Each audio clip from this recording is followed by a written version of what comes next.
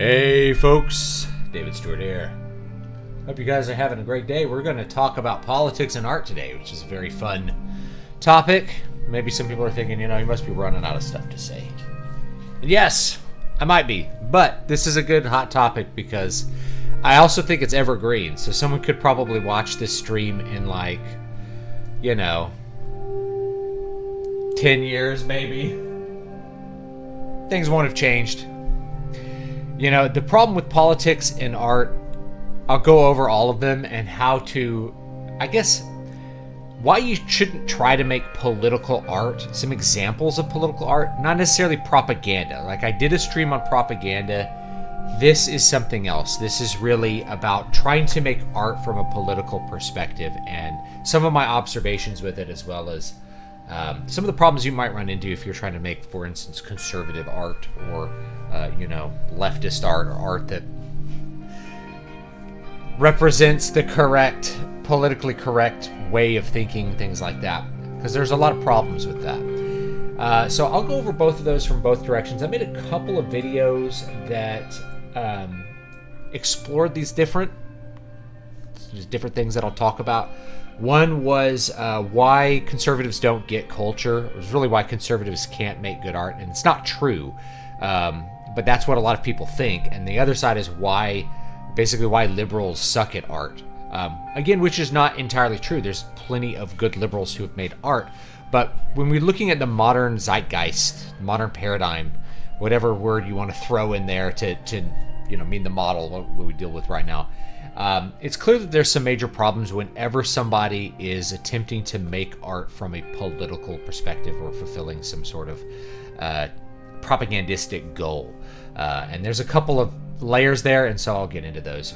Really, it has to do with somebody's political perspective and how that perverts their ability to make good art. And maybe I can come up with some solutions. Maybe we can come up with some solutions together so that you don't get bogged down in worrying too much about the political nature of your content. Indeed, what you should really focus on is the core techniques that make good stories. And that's mostly what we're going to talk about. We can talk about art in general, though.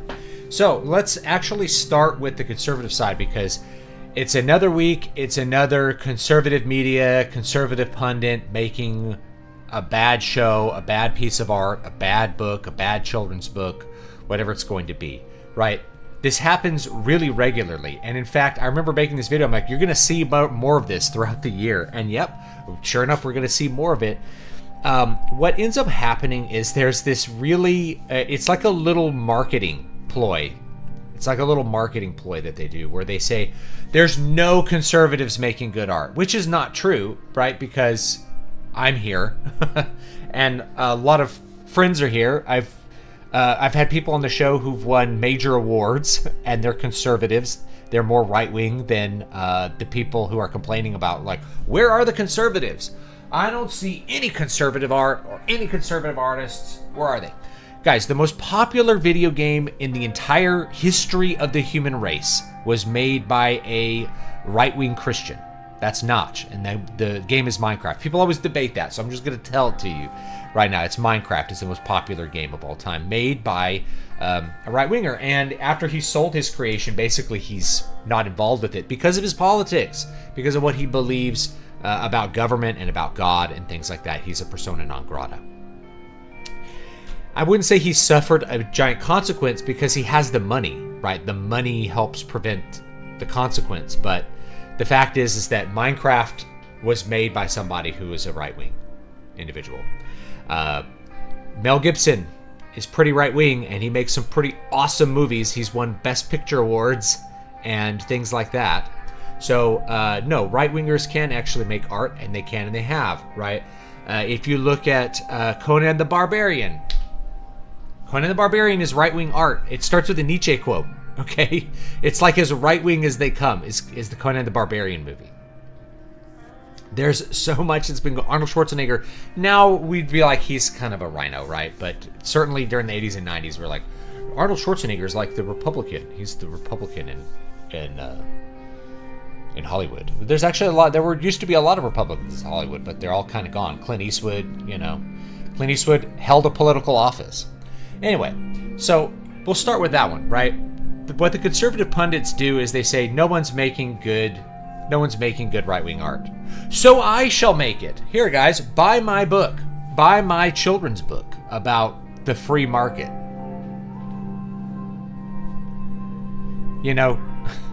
There are kind of subversive children's books like the Rainbow Fish about communism, like giving kids like communist propaganda, but it doesn't mean we go the other direction. We're like, well, we need conservative propaganda. It's bad for the same reason Rainbow Fish is bad. Is that, in fact, it's worse because it's more on the nose. It's like trying to let's explain Adam Smith to a 4-year-old. Let's not. Let's make something that's good instead. People will say there's no conservatives making art, despite the fact that, the most popular book franchise, I don't know, actually I think Harry Potter's more, J.K. Rowling's now considered a right-winger because she said women are women. So she's been thrust, she's really a lefty, but she got thrust into the right-hand side. And it's probably going to make more friends on the right than on the left, let's put it that way, where the lines won't just shift past you, or you can have a policy opinion and not be a non-human. Right, but J.R.R. Tolkien. The Lord of the Rings is a fundamentally Christian and fundamentally Catholic work. Doesn't get more conservative than that. He's the guy who used to yell the hymns in Latin after the Vatican II. Just start singing loudly in Latin during Mass. I don't think Sylvester Stallone is a right-winger, but he does make art that is appealing to right-wingers, like Rambo. I think he's still a lefty. But now he might be more right-wing, right? Like he might have just been, he's a lefty in 1980, a gun control lefty, and then now he's on the right wing by the nature of the shifting Overton window, always moving left. Okay. So yeah, what the conservative pundits do is that they say that there's no one making good conservative art. People will give them 1,000 examples. They ignore those, and instead they say, buy my book. And the truth is, it's a marketing ploy, right? People, they're not making the book for it to be good or for it to be a good piece of art. Rather, they're making the book, or whatever the product is, the show, the movie, they're making it to monetize an audience which they have already captured through their political content. Right? They're not movies made to be good. They're movies made so that people have something to buy so that the conservative can get extra money. It's a monetization of the audience strategy. Now, before I talk too much crap on this is really common, right? I have t-shirts for sale, like on the YouTube channel, right? I tell people, you want to support me, you can buy a book, right? So that's somebody basically buying a product to support me, right? But there's something different from like a hat or a t-shirt compared to something that you're saying, this is art, and this is going to be like important conservative art, and it's bad, but you're really only making it so that the audience has something to buy, right? Now, I'm not going to be too critical against Eric July because I don't think his comics are that bad, but I don't think they're that good either, and that's like the iSong comics. Mostly people buy it because they like Eric July and they like his content. So that's a way for them to support the artist in a sense. They're his patrons. And so, yes, the quality, if we're judging it objectively, doesn't meet standards compared to lots of other things. But it's not entirely bad either, and I think he has like a sincerity to his desire to make something good that most conservative pundits actually don't have. So that's my like positive thing about Eric July's. Yeah, I think the comics he does are mostly audience monetization. However, I think he sincerely wants to make good products, where I don't think that's the case if you look at someone like Matt Walsh. I think he's just he wants money, and that's a way to monetize it, and if it comes out bad, he can play it off like it's a joke, right? You have to be serious about your art. So that's something that really holds conservatives back from making good art, is that the people who are in charge of the conservative media, who are talking politics to all the conservative people who are interested in politics, are not interested in making good art, and they never will be, and they're not going to be really capable of it because they're going to either make it propaganda, like really naked propaganda, or they are really just looking for a way to monetize their political audience, since they don't actually make a product. Like, their product is free for the most part. Like, if you're on YouTube, it's pretty much free. Or if it's on Twitter, like if your product is tweets, then, you know, you can only do so much with that, right? So that's a problem with it. The other problem with conservatives is that they're very focused on the ROI. So it's the money thing, more of the money thing, right? So they don't look at the art as an opportunity to do something great. Rather, they look at it as an opportunity to make money. So anybody that's going to try to fund your movie is going to be like, well, how much money are we going to make with it? And so that entire mindset creates a focus on something that can't have a wide appeal by its nature. And it has to do with how tight your marketing is. So this is a marketing tip for anybody that's looking to write books or make comics or do anything. Here's your marketing tip. The tighter the market, the smaller it is. And the easier it is to sell to that market. So the tighter the market, the smaller the market, the easier it is to meet the demands of that market, the easier it is to sell them a product, the more needy they are. The wider the market, the more difficult it is to do. So it's really hard to make a Star Wars that appeals to everybody. It's very easy to make like a political movie, like a Pure Flix film that only applies to Christians who are very interested in watching movies that are like adaptations of the Bible or something, right? So yeah, those movies may not be super high quality in terms of production. They may be okay, right? They may not be very dramatic. They may not be very effective because they're trying to be really accurate to the Bible, and they're going to a market that wants a super Bible accurate movie about like the Gospel of John or something, right? Which is fine. There's nothing wrong with that market. Rather, it is the fact that if you focus tightly on that, then you're not going to get that huge appeal. Right? It'd be better to make a story that appeals to everybody whose moral base is correct. And you don't have to do propaganda. This doesn't have to be a propagandistic thing. Is that the truth is you're making right-wing art if the characters simply have normal morals which point to the good. Taking that kind of obsession with business preventing you from making something that is really intended to be effective art on the right wing, which is not universal. I've given plenty of counterexamples before that. It's not universal at all. Then we have the problem with why the left makes bad art. Why, if you are a very political leftist, you're going to have a hard time making good art. And the reason is because your worldview doesn't point to the good. And I'm probably not talking to too many leftists because I know my audience. But if you are one of those, one of the reasons that your art is coming off like propagandistic, annoying, preachy garbage is because your moral base is simply incorrect. That is, you have a perverted moral base, you're trying to express a perverted moral base through art, and the audience turns it off. You know, it's one of these things where, for political reasons, right? We have to understand that these are like political, cultural reasons. Like, culture and politics intersect each other, as Carl Schmitt said, in a total state. We have a total state. So given the fact that we have a total state, politics and culture are they're penetrating each other. I'm trying to remember the German word he used, but they penetrate each other, which means if you're making a cultural product, it's a political product because the state is involved in art.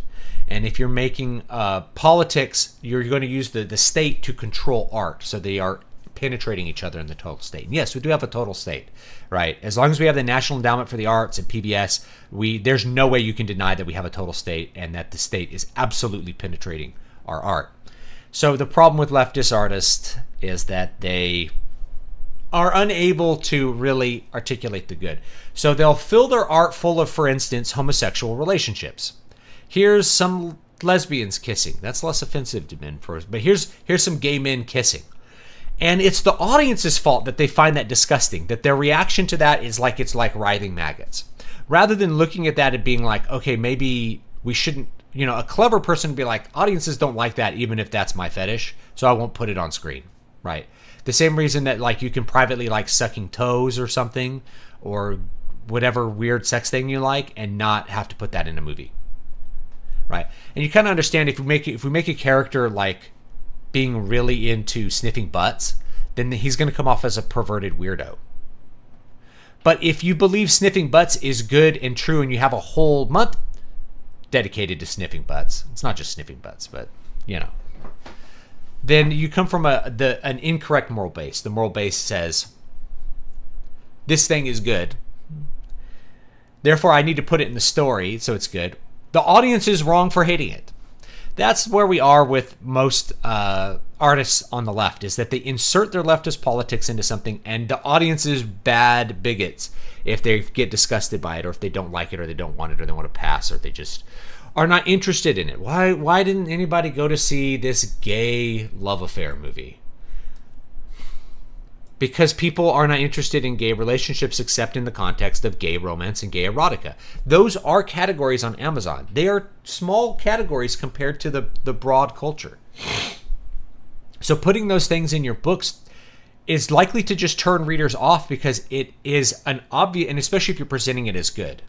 It's something that's like obviously in rebellion against the good, as most people understand it. So, you know, that's the big problem with leftist art, is that they have to try to insert their worldviews into everything, and they actually can't. You know, they're sin dims the intellect, as you will. They're in rebellion against the good.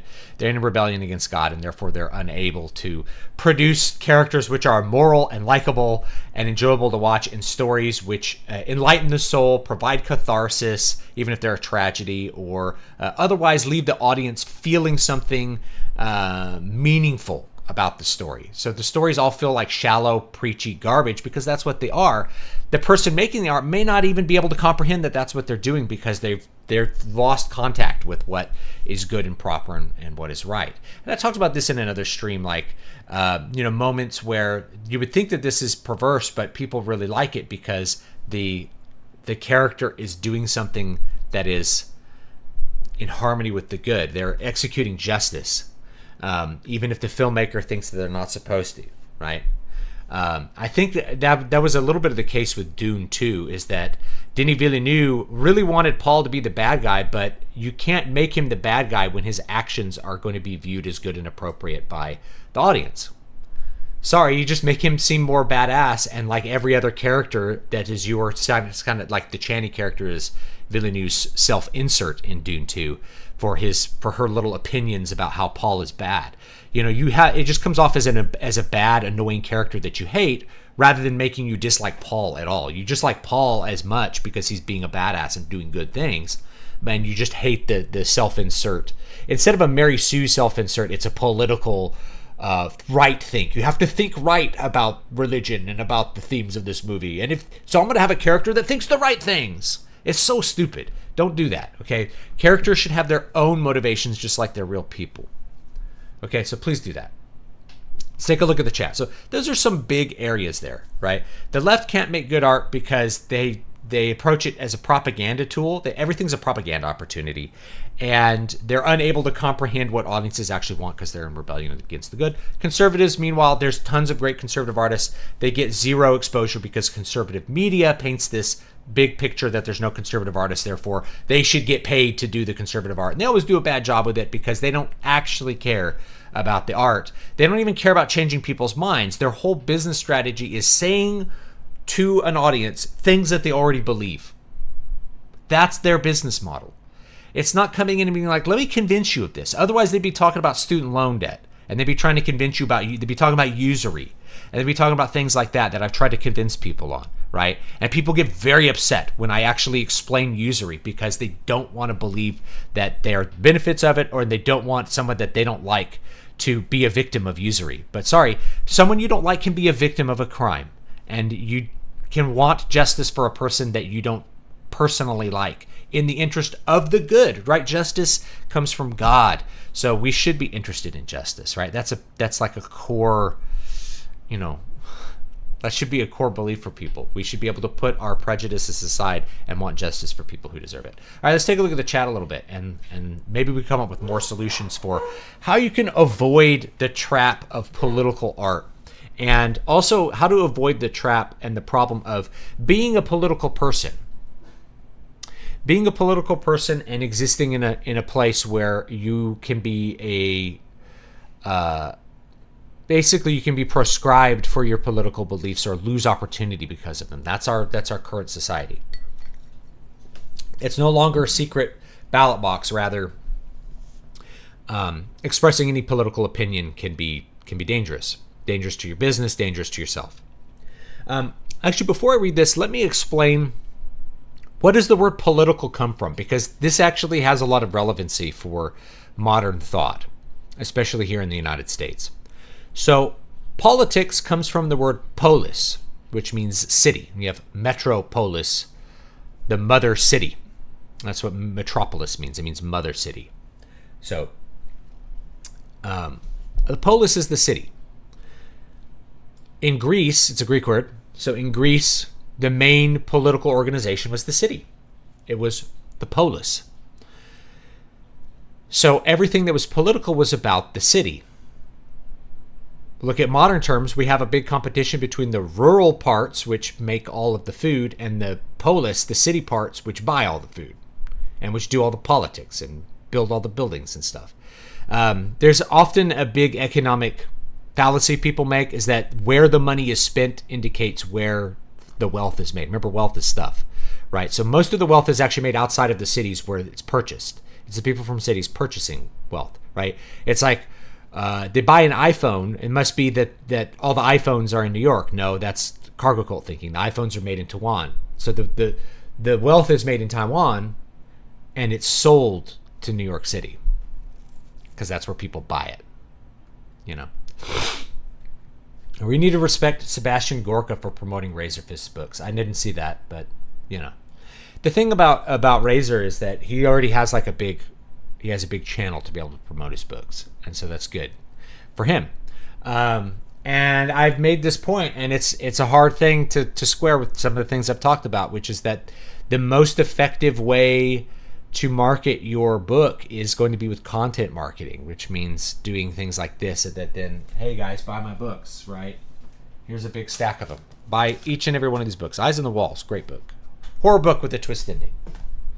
Al Shafalda, fantasy tragedy book. Not for everybody, but only for people who really are into things that are a little outside the norm. Crown of Sight. This is a 2-hour read. The idea behind this was I'm just going to take the last battle of a fantasy book, and that's going to be the book. So there you go. We skip all the rest of the book. It's just the final battle. Eyes in the Walls. I already talked about that one. I guess I have 2 copies of it there. Great. I'll give one away to someone. City of Silver. This is probably my most popular book now, actually. Kind of snuck up on me. I originally wrote this one for my wife back in 2012. And then revised it, and then I made a series of it. So here's number 3, Shadow and Smoke. So start with this one. It's good. I call it 310 to Yuma, but fantasy. And that sells it.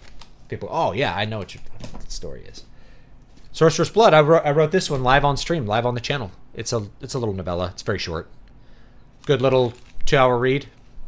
Fun book. You can buy the ebook, or you can buy this cool little paperback that I designed live. Fun, right? So yeah, that's the truth. You end up sometimes with problems with that, right? Like I talked about Shadiversity's book, and how if you are looking at the book, all the signs point to this is a serious book and I should read it, and then it needs work, right? It's a developing writer work. A lot of people thought it was bad, but because it's a monetization product, like I talked about, people that were fans of his YouTube channel, which I guess got big. It wasn't as big as when I watched his channel, right? So it's like 1.5 million subscribers or something. So big YouTube channel, really able to constantly promote a book, like get millions of ad views. If you have millions of ad views, it's pretty easy to sell books, right? Every video you make can be an ad view for your book. And in fact, that's a great way to sell books. I don't push my books super hard. Maybe I should push them harder. It would probably be wiser for me to push the books harder, like make a point of every single video selling a book. But you're able to move a lot of copies of the book. You're able to get people to review it because they like you. You're able to get people to buy it because they like you. The cover looks really professional. It's an extremely expensive and professional looking cover. So you can end up with a problem with that, where it's like, this is the right-wing art because I guess he is right-wing. I didn't know he was until like later when he started doing culture war stuff, that he was a conservative at all. And then if it's bad, then you're like, well, of course all conservative media is bad because this conservative personality used a large YouTube channel to sell a book which didn't happen to be good. And of course, what is forgotten is all the people who don't have big YouTube channels or aren't able to do this kind of thing. They don't have the personality or the drive or even maybe the technical know-how to make videos like that and be successful with it. They don't have that on-screen persona that like Razorfist can have and really grab people's attentions. We don't see their books, right? So their books are kind of missing. They're kind of missing in the wild there. And so they're just invisible. And that's the problem, is that like conservative artists, where are they? I can't find them. It's because people have their blinders on for it. They're not looking for conservative artists. They're looking for politics, and then they're buying the book from the political personality and not realizing that person's not a writer, or that person's not an artist, and so their art is going to be a little bit substandard. I thought Mario was the best-selling game. You can look it up. Minecraft is the most popular game. There are mini Mario games. If you added them all up, they'd sell a lot. Super Mario Bros., the original one, probably has sold a lot of copies over the years, but Minecraft is the most popular game, single game. The biggest franchise is actually not Star Wars, it's Pokemon. I found that out. That's the most valuable franchise in the world. It's Pokemon. All right. Stallone is not conservative. The mainstream conservatives lately have been trying to keep conservative culture from their perception alone, trying to control the narrative and mainly the money in their pockets. Yes, that's what I agree. It's all about, because you get this following because of your political speech, and then you're like, how do I make money from this? Now, if you're Hodge Twins, you sell shirts. I have a Hodge Twins shirt. I should have worn it, right? Now, it's from 2012, so it's Twin Muscle Workout shirt, but you get the idea, right? You sell T-shirts. You have merch, just like a band at a concert. I don't really have any problem with that. The problem is really that if you're very sincerely saying this is going to be culture-changing art, and it's just not, because you're not an artist, really. Why doesn't Ben Shapiro have on me or any other conservative writer? It's because he doesn't make money from that, and that doesn't go well with his marketing. Of course, if you're bringing on lots of conservative voices, that if you're finding here's a great conservative writer, we're not going to bring him on because it doesn't percolate the political environment, doesn't make us money.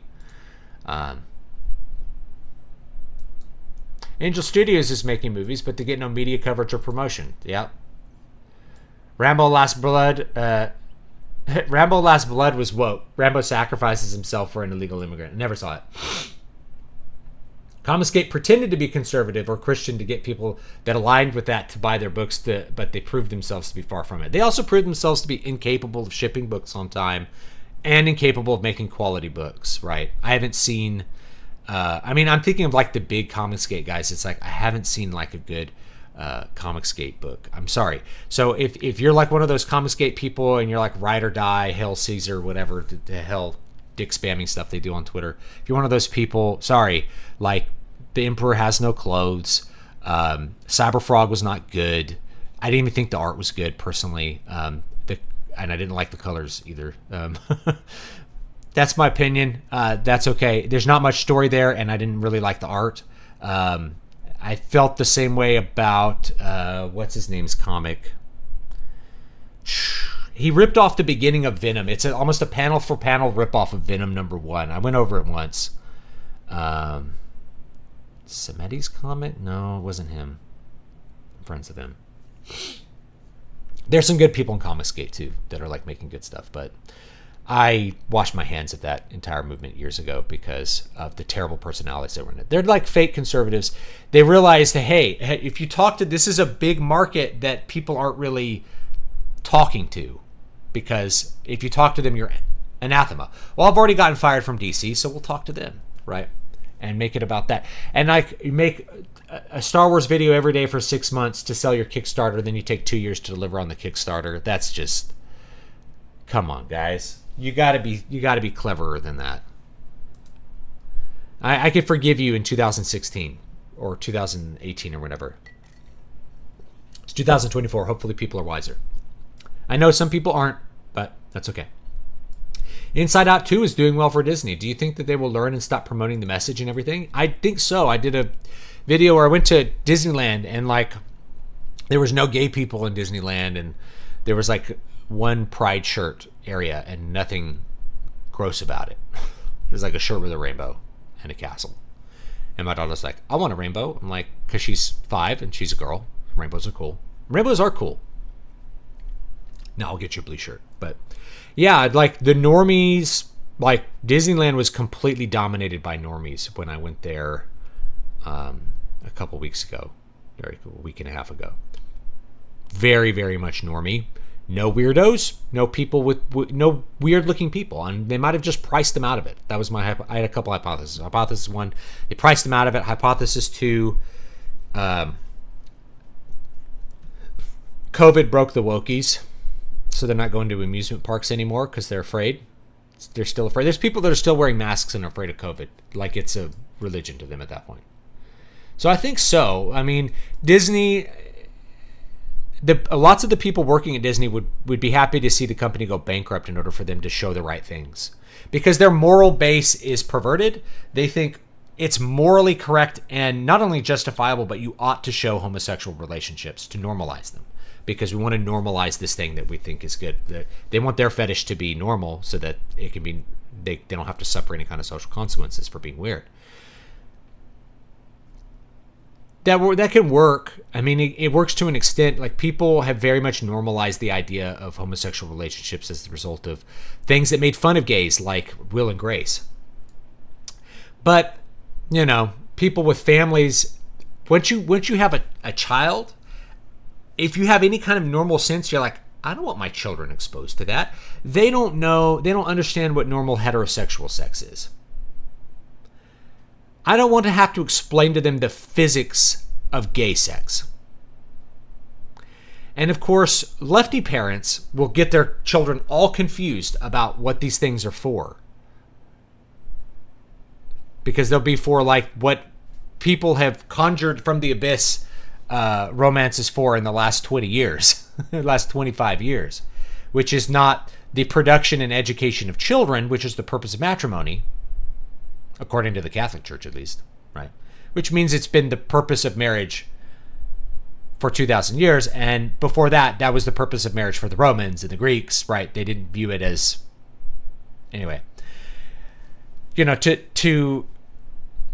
I know that there's wokies who will tell their children that are 3 that it's about some romantic feelings, but they can't really understand what eros is until they're like experiencing puberty and know what the purpose of eros is. So it's just all backwards and all confused. And they're like, well, they're just 2 boys that love each other. No, it's a little bit more than that, right? I think Frank Herbert intended Paul to be bad, especially in the sequels. Well, yes, but the thing is that's in the sequels, not in the main movie. And all of the characters in the books are motivated appropriately for the outcomes of the story. And if you change those motivations and you make Chani a cynical asshole, then the story doesn't work, right? Characters have to be motivated by the things that they think are real, right? The left can't meme. Why can't the left meme? It's the same reason. They actually don't understand. They use many words to try to like conjure up a concept, like to obscure the truth when the truth is really obvious. They're in rebellion against the good. You know, they can't make things that point to the good. They can't pursue the good. They want to pursue the bad. So it takes a lot of rhetoric to make people realize that to make people forget that the bad is bad. Whereas it's really easy to point to something that's gross and be like, that's gross. And people are like, yeah, I understand it's gross because it's a naturally disgusting thing, like writhing maggots. And there was a study that's like, yes, watching gay men kiss produces the same response as watching maggots writhe and eat rotten meat. Okay, so rather than looking at that and being like, oh, maybe this extremely common response points to something. It's like, no, clearly they've been conditioned to think this. It's like people will come out as a piece of putty and society somehow teaches them to be disgusted by certain things. No, listen, poop is disgusting because it can spread infection, right? It's really obvious. Why don't you take poop and smear it on your face and get it all in your beard? Because it's gross. Why is it gross? Ancient people knew it was gross. They didn't have to know what germs were. Points to something natural and good. Right? It's the Archie Bunker meathead dynamic from All in the Family. Archie was always way more popular, but he wasn't supposed to be. That's a whole nother discussion, but yeah. That's where like the author intends for a character to be satire, and people just like him unironically. I saw an interesting study where they found that people on political extremes, both ends, but especially the left, are actually unable to understand the viewpoint of people with opposing political point of view. I saw something similar to that, yes. Like they can't, that's why it's dehumanizing. They're like, this person can't be sincere and believe this. Or they have to be straight up evil. They can't be reasoning from some kind of, they can't have arrived at a conclusion, you know. What's going on today? We're talking about politics and art.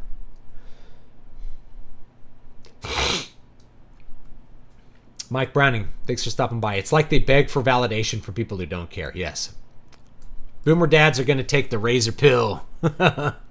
Yeah, once you have kids, honestly, like once you have kids, you become concerned about society in a different way because you have skin in the game. You can't just abandon society. You have something that our culture will impact your children, and you love your children. So the political game becomes a lot more important. Woody Allen has left. I don't think he's woke. I mean, he married his own daughter, his own adopted daughter.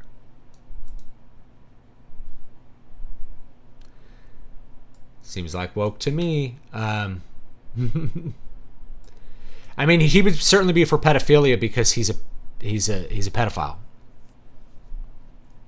That's like the far edge of woke right now, is like normalizing pedophilia. That's why they try to do it in all these movies like Cuties and stuff like this, is that they want to in a complicated way disrupt your ability to understand that it's disgusting to view children as sexual objects and sexual beings as like receptacles for your perversions. Disgusting.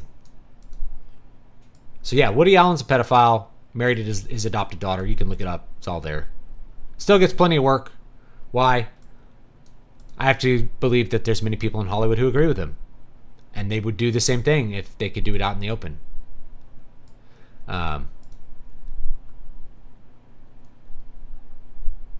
I don't think Woody Allen's movies are woke.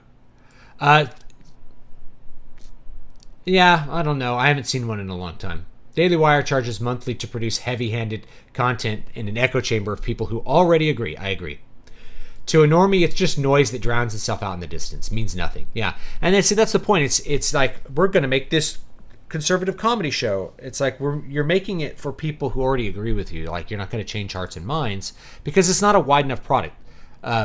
Whereas South Park, like Trey and Matt, made a good enough product that they could actually make people at least think about Trey and Matt's political libertarian perspective because the show was funny and the show was good and it was well made. Right.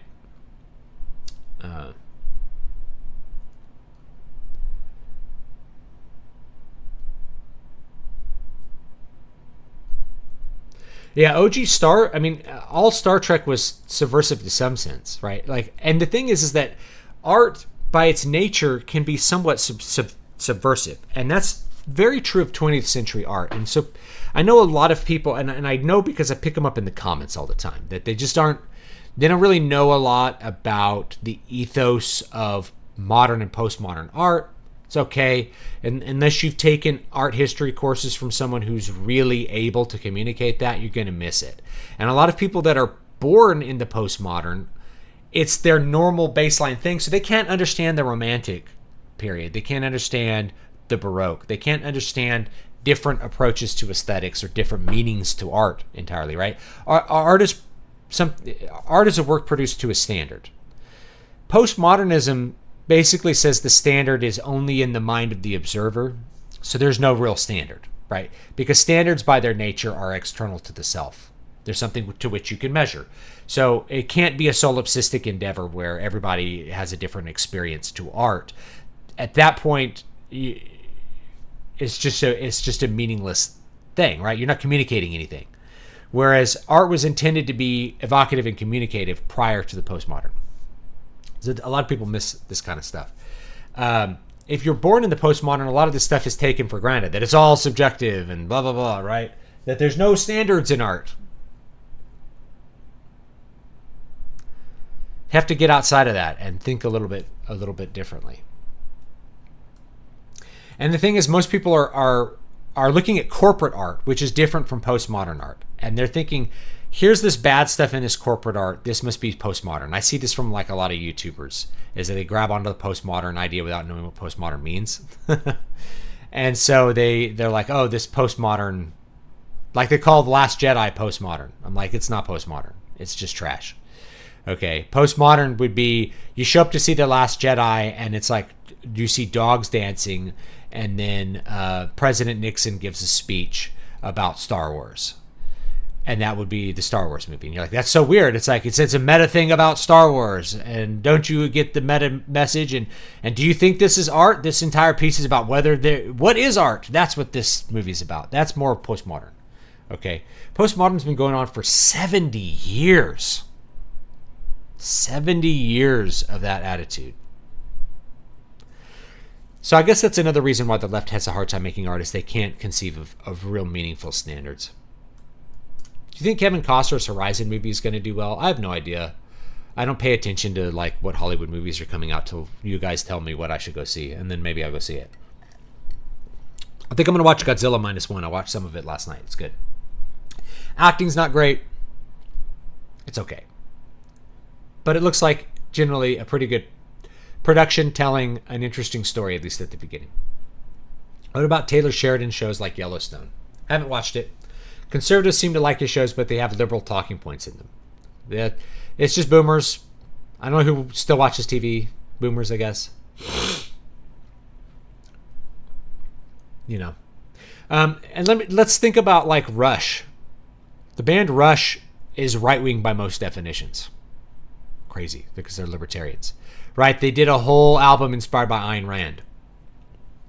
If you look at something like Atlas Shrugged, which is a deeply political book, Ayn Rand thought it would start a political revolution, and she was very depressed when people read it and were like, that was a good book. Where's my welfare check? It didn't do anything. But it probably did more to change hearts and minds than any other explicit political work I can think of from the 20th century besides like 1984.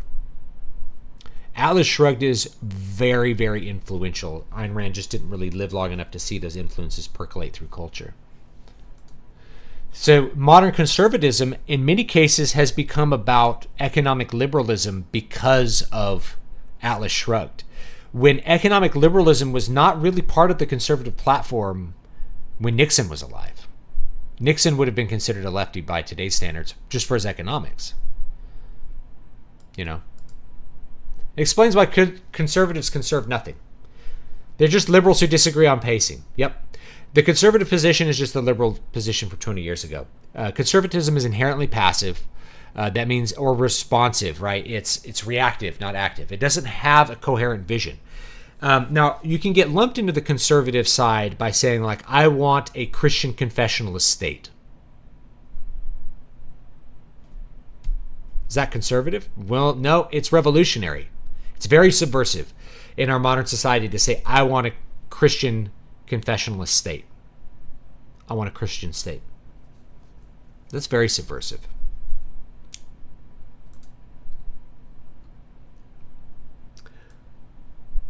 Homosexual relationships are about lust, not love. And the thing is, even then, you have to think like, what is lust? Lust is an illicit, is eros, basically disordered eros, illicit eros, right? So what is the eros? What is the eros between a man and a woman directed towards? Well, you have desire that matriculates in sex, which produces children. So it is licit, not only licit but good in the context of marriage, because of what it produces and its natural, its natural effects. Whereas doing a mockery of that act doesn't produce those effects and therefore can't be viewed in the same light as the act which has actual natural effects. This is very controversial to say. I could get banned for saying that. And if I do, then I do. Whatever. That's what happens at this point. I don't really care that much anymore. If I get banned, I get banned. I'll just start again. Start a new channel. Cool. We'll take our 50,000 subscribers and flush them down the toilet. We'll do something different. We got the music channel. Philosophically, the Daily Wire is something like 1970s liberalism. Yeah, I mean, I could see that. It's a little more socially conservative, but not much. I got into a discussion with a lefty dude and mentioned the maggot thing, and he literally did not believe that people could have negative physical reactions to watching gay stuff. It's because Sin dims the intellect. He's in rebellion against the good. He may actually have that reaction and be disgusted by it, but it's not okay to say you're disgusted. So it's kind of like if you say, hey, nobody likes the Supreme Soviet. You'd be like, that's impossible because the Supreme Soviet is a great man. He's the greatest man in the country. So obviously, I love the Supreme Soviet. It's like, do you? It's like, he maybe inside is like, I can't just say that I don't like the Supreme Soviet. I can end up in the gulag.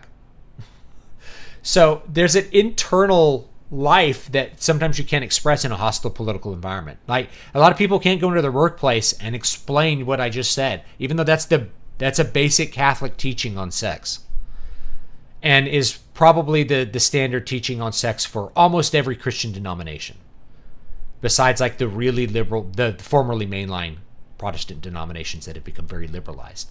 Most evangelicals would agree with that assessment as well. They'd be like, yes, that's correct.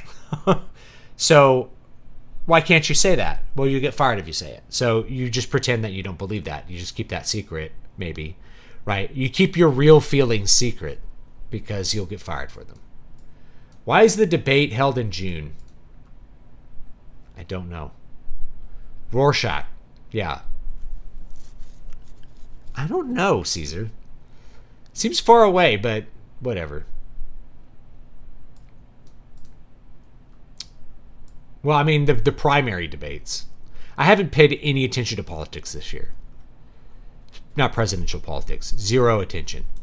It's like, it's pretty clear it's going to be Trump and Biden. And like, what is there to say about Biden that you don't already know? You either live in a reality where you know everything you need to know about Biden, or you live in a fantasy la la land where he doesn't have dementia, where he's not a crook with dementia. There's nothing I could say. Like, there's nothing I could say about it, right? There's nothing I could say about Trump. You're either programmed to like resignedly understand that Trump can win, or you're like programmed to hate him, is basically how it is. You know. Taylor Sheridan's interesting. He's openly liberal, but I don't see it in his movies. Wind River approved of vigilante justice. Sicario Schroeder did too. Some tribes of Native Americans would dip their arrows in manure, so even if the arrow was removed and wound closed, the infection would spread inside and could not be cured. That's interesting. I've never heard that. Same thing with, it's like, oh, they gave the Native Americans smallpox blankets. It's like, they didn't even have germ theory back then. When your good guy ends up being the bad guy. Why does anybody want to normalize pedophilia? They want to normalize it because they're pedophiles. That's why people want to normalize it, is because they're sick pedophiles. That's why they want to do it, right? That's the main reason. I have a very cynical view about normalization of things, which is that nobody wants to normalize anything that they themselves don't have skin in the game on, right? People who want to normalize marijuana use enjoy smoking marijuana. No one who doesn't, I shouldn't say no one, but very few people who don't enjoy smoking marijuana want that to be a normal thing that people do, right? Most libertarians who are like, we should legalize pot, are not like, well, I think people should smoke it all the time, right? They're not trying to normalize it. Like, legalization and normalization are two different ideas. But like, yeah. Anyway. Why are these extremists just hardwired to not understanding opposing views, or are they conditioned the way that they think homophobia is conditioned into people?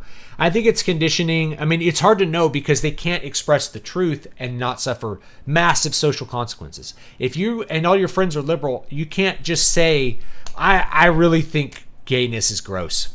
I just think gay sex is really gross. You're going to lose all your friends. So you're never going to say it. Right? You may not even say it to like a survey where it's like, this is confidential. You're like, I don't really know that it is. But they may have a religious belief that they need to profess this truth, even if they don't fully believe it. You know what I mean? That it's about the creed and not about the belief. The new norm is much worse than the old norm, but the old norm died of cancer. Smiling Friends is this is all about Norm Macdonald, right? Smiling Friends is a great show in my opinion. I'll check it out. I don't know who is the most anti-science group, the people who believe in multiple genders or the people who think the world is only 6,000 years old. Well, I mean, there's...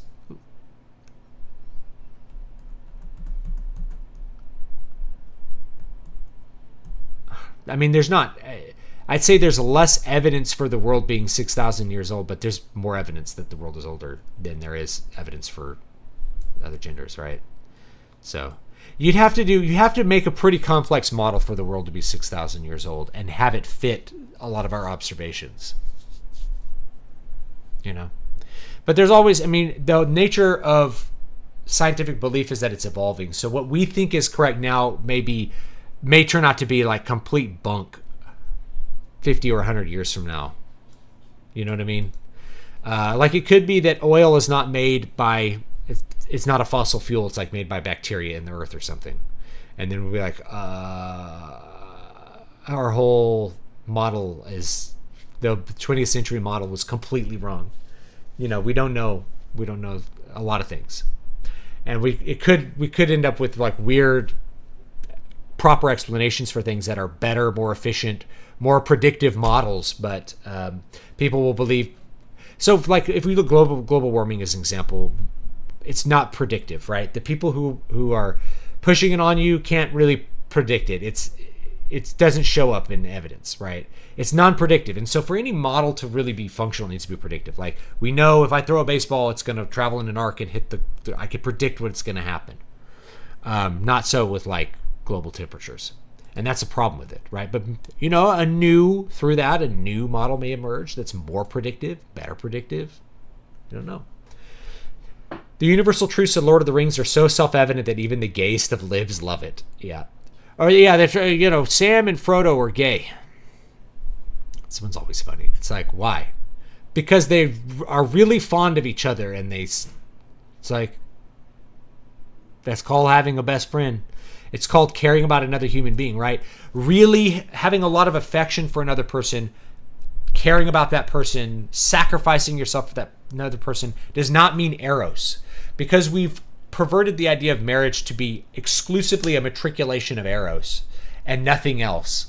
We've lost sight of, we lose sight of like what friendships are as a result. Isn't that weird? Once we disturb the like proper ordering and purpose of a lot of our society, we lose sight of other things that are basic, like friendship. If everything is about eros, then there's no friendship, right? If marriage is, if gay marriage should exist because men are in love, that's degrading marriage to purely an expression of eros. And that also creates an opening for divorce. I'm not in love with him anymore, so I'm divorcing him. But marriage is more about more than your eros. You know, I still have lots of desire for my wife. It has never diminished at all. But if there was some kind of thing where I was like, I don't feel for her anymore. I care about my children. I feel that marriage is sacramental, right? So it's like I have to persist and fulfill my duty, which I've taken upon myself. This is really the reaction of the guy on the Mr. Beast show who decided to become a woman, right? Is that people are crapping on it not because they're transphobic or something, but because they understand that you destroying your marriage and your you took on an obligation when you became married. You took on a responsibility, and you're throwing that away. You're throwing your child and your wife away in order to seek some sort of self-satisfaction with the Gnostic state that you believe exists inside of you. Right? You are throwing away what you are obligated to invest in and uphold in order for you to have some kind of special self-inner fulfillment. We understand that that's wrong, and it would be wrong for me to leave my wife and children to go be a pirate. If I feel I'm a pirate. I can't leave my wife and children to be a pirate. I can't leave them to be an artist, even if I feel like I'm an artist inside of my heart. And I don't have enough time to do art because I'm taking care of these kids. For me to be really me, I need to leave my... No, they'd be like, you're disgusting. You're disgusting for leaving your children. And depriving them of a father. We get that, right? That's why people are crapping on it. Some obligations extend beyond the self, especially if you've voluntarily taken them on. I liked Godzilla -1. Awesome. I'm going to watch that one. I'm going to do a review. As an aspiring actor, you're an actor, not aspiring. Never be aspiring. It's in the book. Where the hell is it? I'm going to correct you. Keys to Prolific Creativity. Another ad for a book. Okay. What did I call this? Professional Mindset, I think.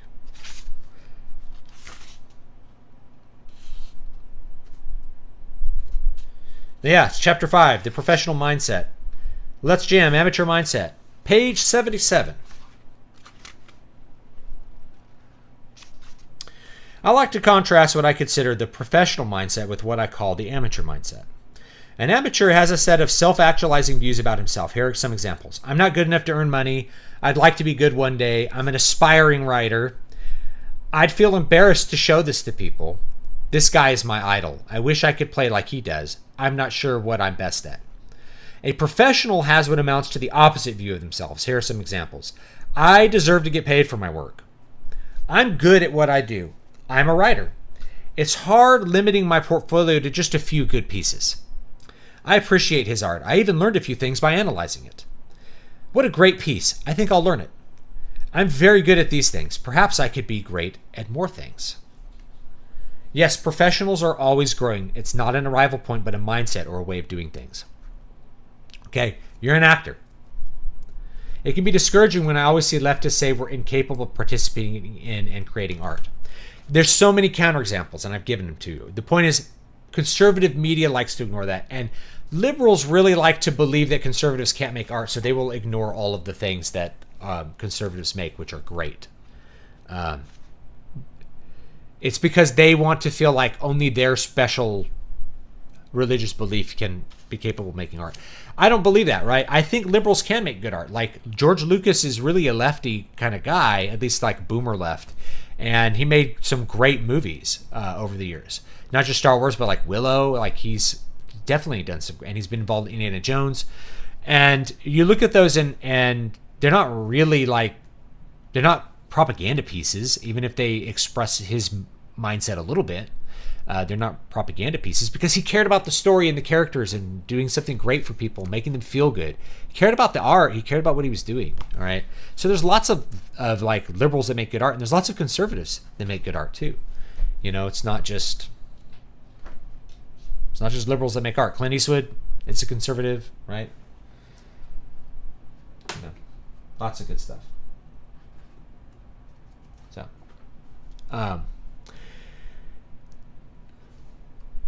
Steven Erickson's Malazan Book of the Fallen Fantasy series is popular. He says it is postmodern. He was quiet about it, but a YouTuber analyzed it as postmodern, and someone claiming to be him agreed. Well, I wouldn't call it postmodern. I don't think it expresses the postmodern ethos, except in the most general sense. It's because for it to be really postmodern, like an example of postmodern literature would be something like, in fact, Eyes on the Walls is probably more postmodern than Malazan, in my opinion. My own book. Catch-22. Like, postmodern's very old. So postmodern fantasy might actually be in rebellion of the idea of postmodern. Is that postmodern is its own genre, right? So like Catch-22, American Psycho, these are kind of in the postmodern style. Maybe if we're getting very, very late, something like Fight Club. But I think when I think of postmodern style, I actually think of things like Train Spotting, which is written in Scots. It's written with like a Scottish accent. Or even something like Bizarro. Bizarro is really the next step of like postmodern. So there's an ethos that pervades it where there's like meta questions about art. It's a next step of the modern. We're breaking down more barriers. We're not adhering to rigorous structure. We may, I would say Blood Meridian is actually postmodern. Cormac McCarthy is because he doesn't use punctuation. So that's like a hallmark of a postmodern approach. I don't really consider Malazan Book of the Fallen to be postmodern. It's fantasy literature. Maybe it's inspired by the postmodern. It's a little bit more edgy. It's got a little bit more weird stuff in it. But it still essentially tells narratives in a normal order with the normal perception of things. You know what I mean? It's good. I enjoy Malazan Book of the Fallen, but it doesn't strike me as postmodern literature. It just doesn't. And that's okay. It's not good or bad. Postmodern to me is not good or bad. I like things about postmodern.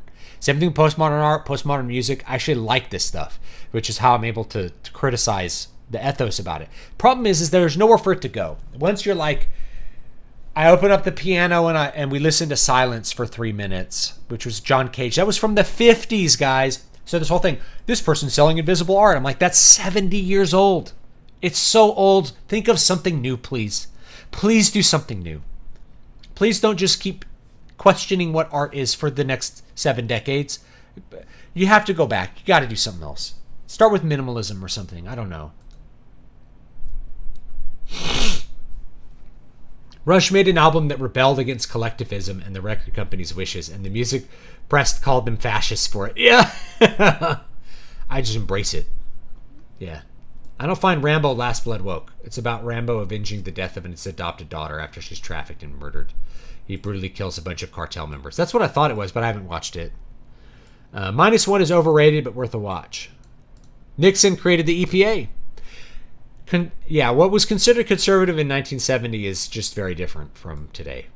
What happened was the Republican Party got taken over by economic liberal boomers and kind of shifted, and didn't shift it to the right, but really shifted it to the left only in the economic sphere. So that we should be not, and keep in mind, liberal economics is like freedom, more free market stuff. Do you think Christian nationalism is dangerous? No. How could it be dangerous? Dangerous to whom? Yes, it's dangerous. It's dangerous to pedophiles. It's not a significant political force, so how could it be dangerous? It's like saying Nazism is dangerous. How? No one's a Nazi. It's like such an insignificant number of people.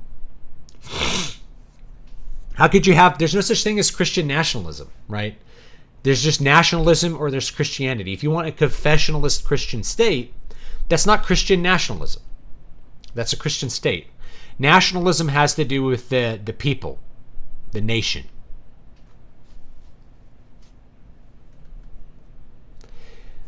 Right.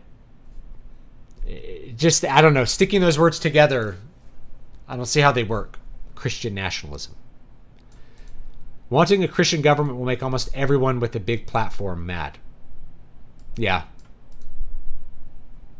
Well, we got to be real that most of our laws and ethical thinking are derived from Christian thought. So we already, to a certain extent, have a Christian state, and we started as a Christian state, at least ethically.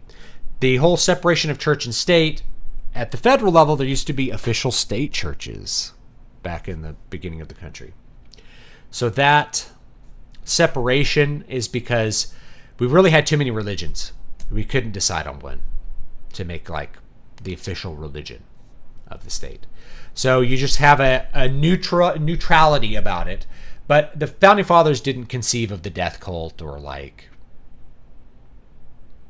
Islam or something becoming significant in their country, at least.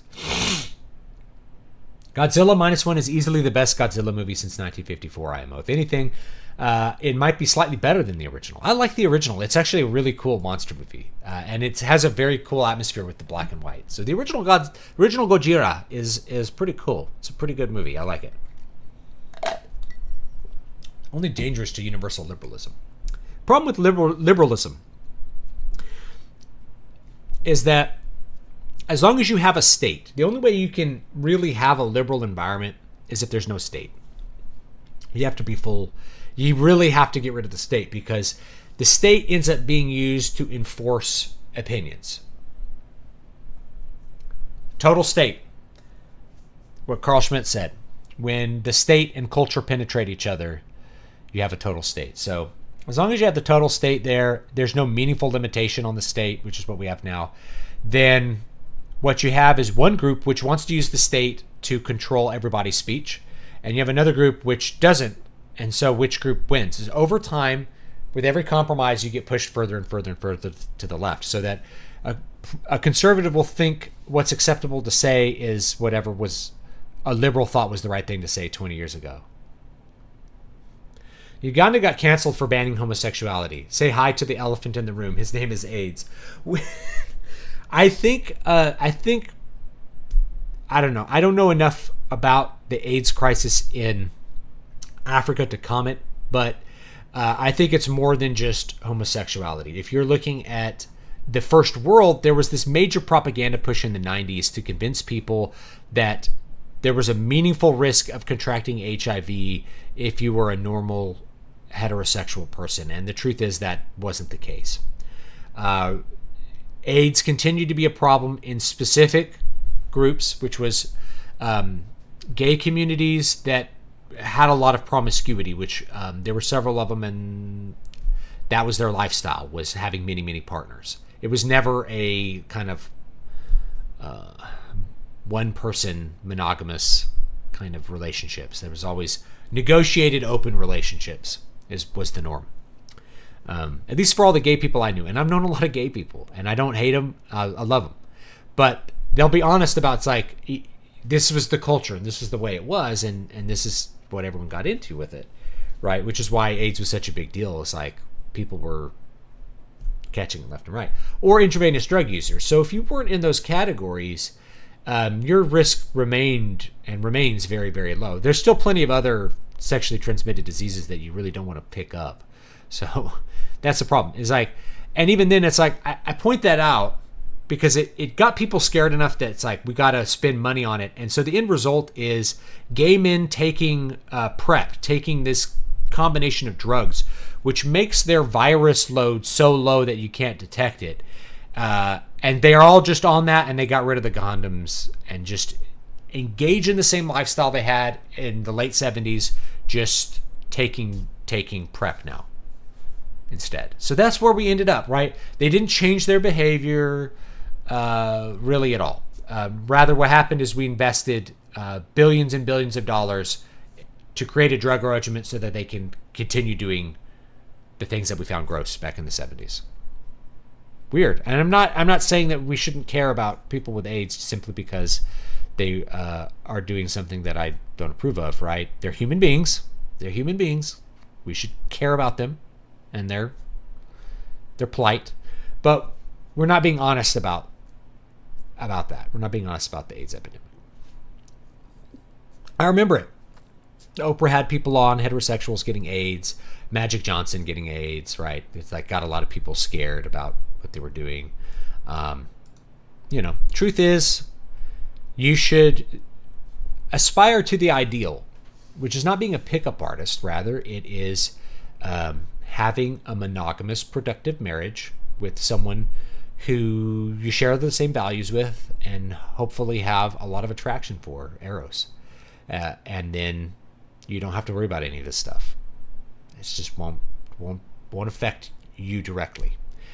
We just have to care about our neighbors and how we treat them and how we care for them. Like, how do you care for someone who has AIDS? Well, you care for them as a human being that's afflicted with the disease. It doesn't matter that that disease was brought on by some sinful act, right? They still are in need of charity. And remember, charity is not deserved. So a truly charitable thought is, you acknowledge where it comes from, but you still love the person because they're a human being and they might need care even though they've made bad choices or made choices that you object to.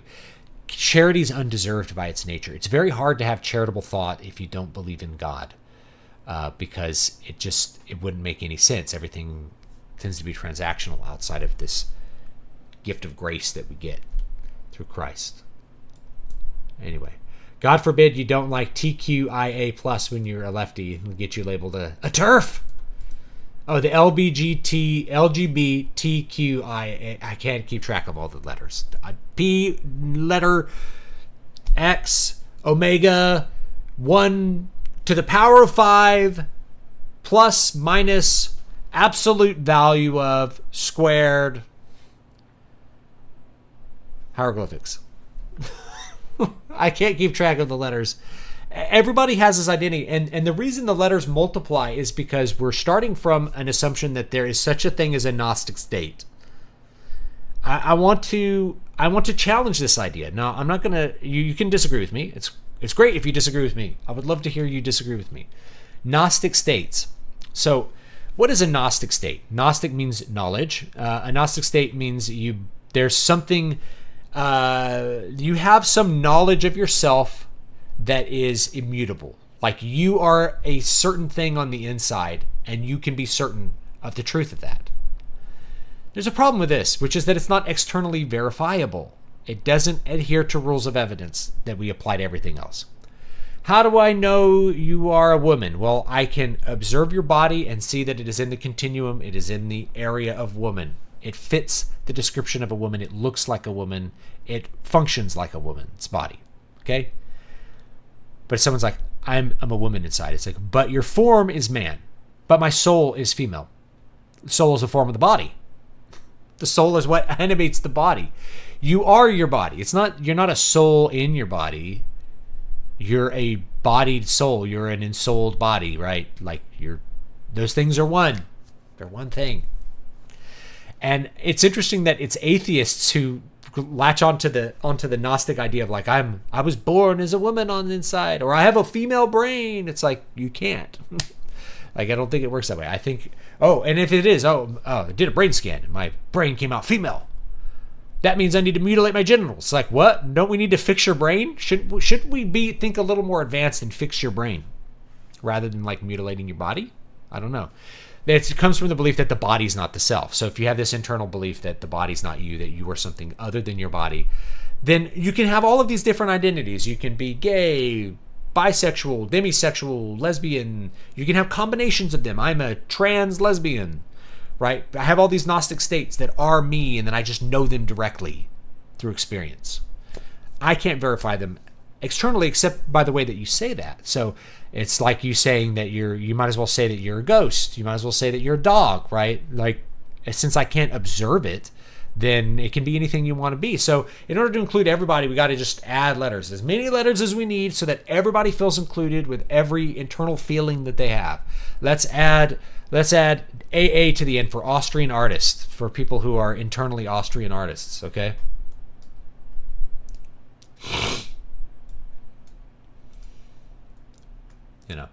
Theology is the only science. I love you, Brian. I really do.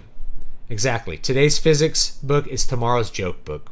Yeah, I'm a little bit behind on the chat, but I apologize. I read that homosexuals have to wear adult diapers. Sorry if that's disgusting fact made anyone sick reading it. I think that's probably overblown, but I have heard of former trans sex workers having incontinence issues on the internet. The Russians believe in abiotic oil theory. I don't know what this is, but maybe that's what I said. It was like that, like bacteria make the oil. I'm gonna Google it. Were formed inorganically. Oh, okay.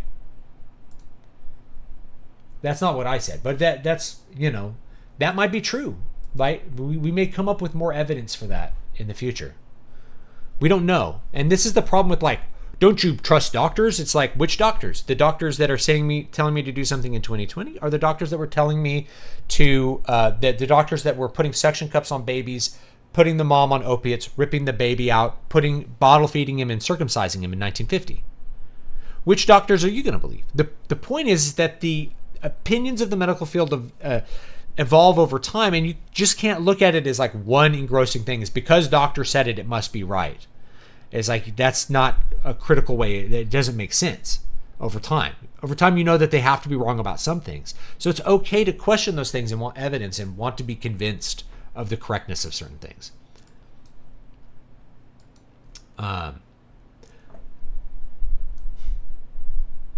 Red Bar, shut the... I got a Rush fan here. What's up? In Sicario, that guy does whatever it takes to kill the head of the cartel, and in the end, it changed nothing. The gunfights continued, and the cartel kept going.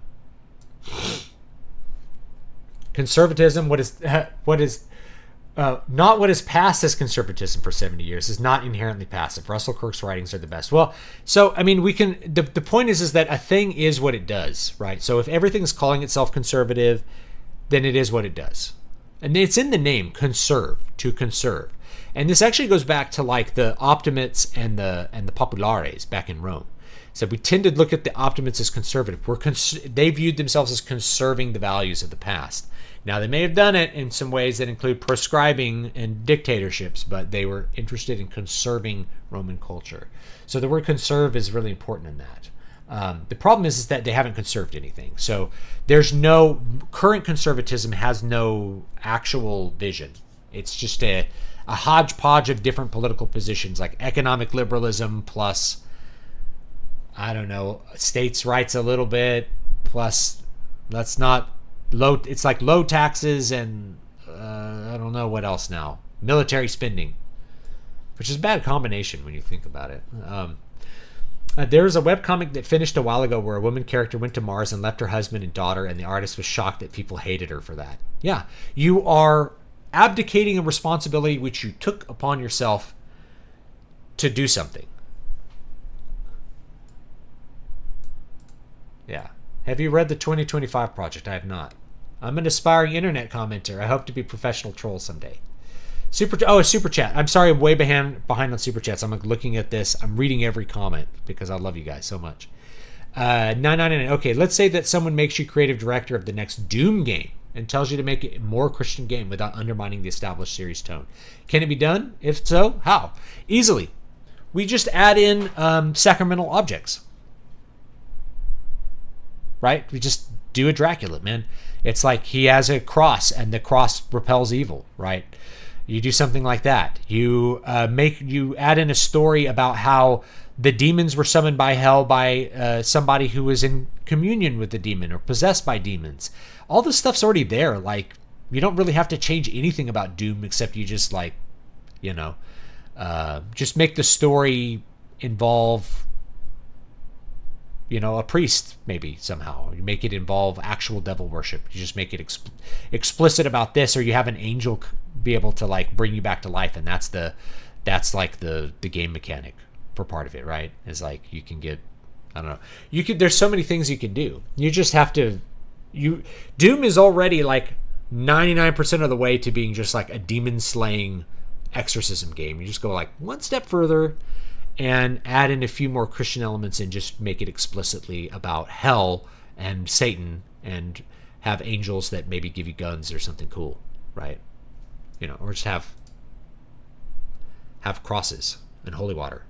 Just make it more like Castlevania. I think it actually would be really easy. I don't think you have to change the tone much at all. And if I were writing it, like I might have a deep thing where it's like you question God, like why are you not just obliterating these demons? Because that's a question, and St. Anthony dealt with that. And then you can have a response that's like, this is to test you and to refine you for greater things that I have in mind for you. It's because I know you can slay these demons. I won't give you anything more than you can't handle.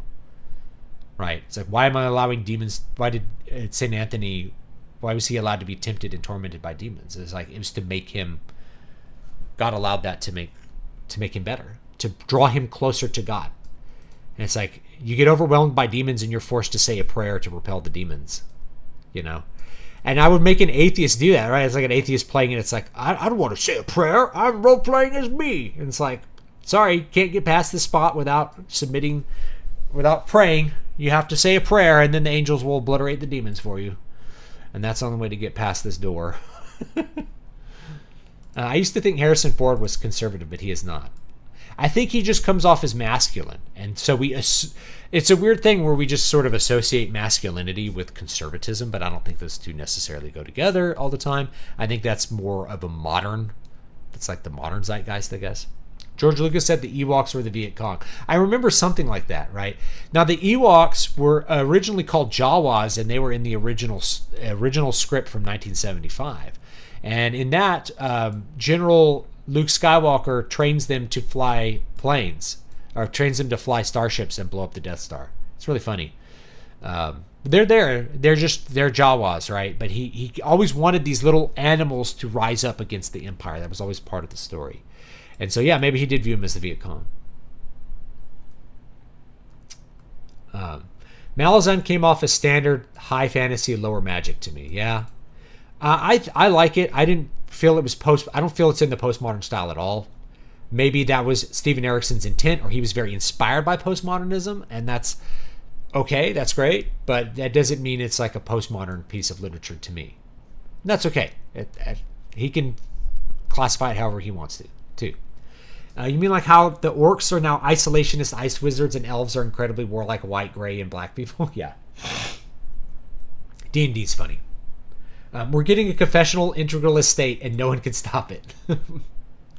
It's the only moral vision, right? So the left has a moral vision. The only way to oppose it is with a superior moral vision.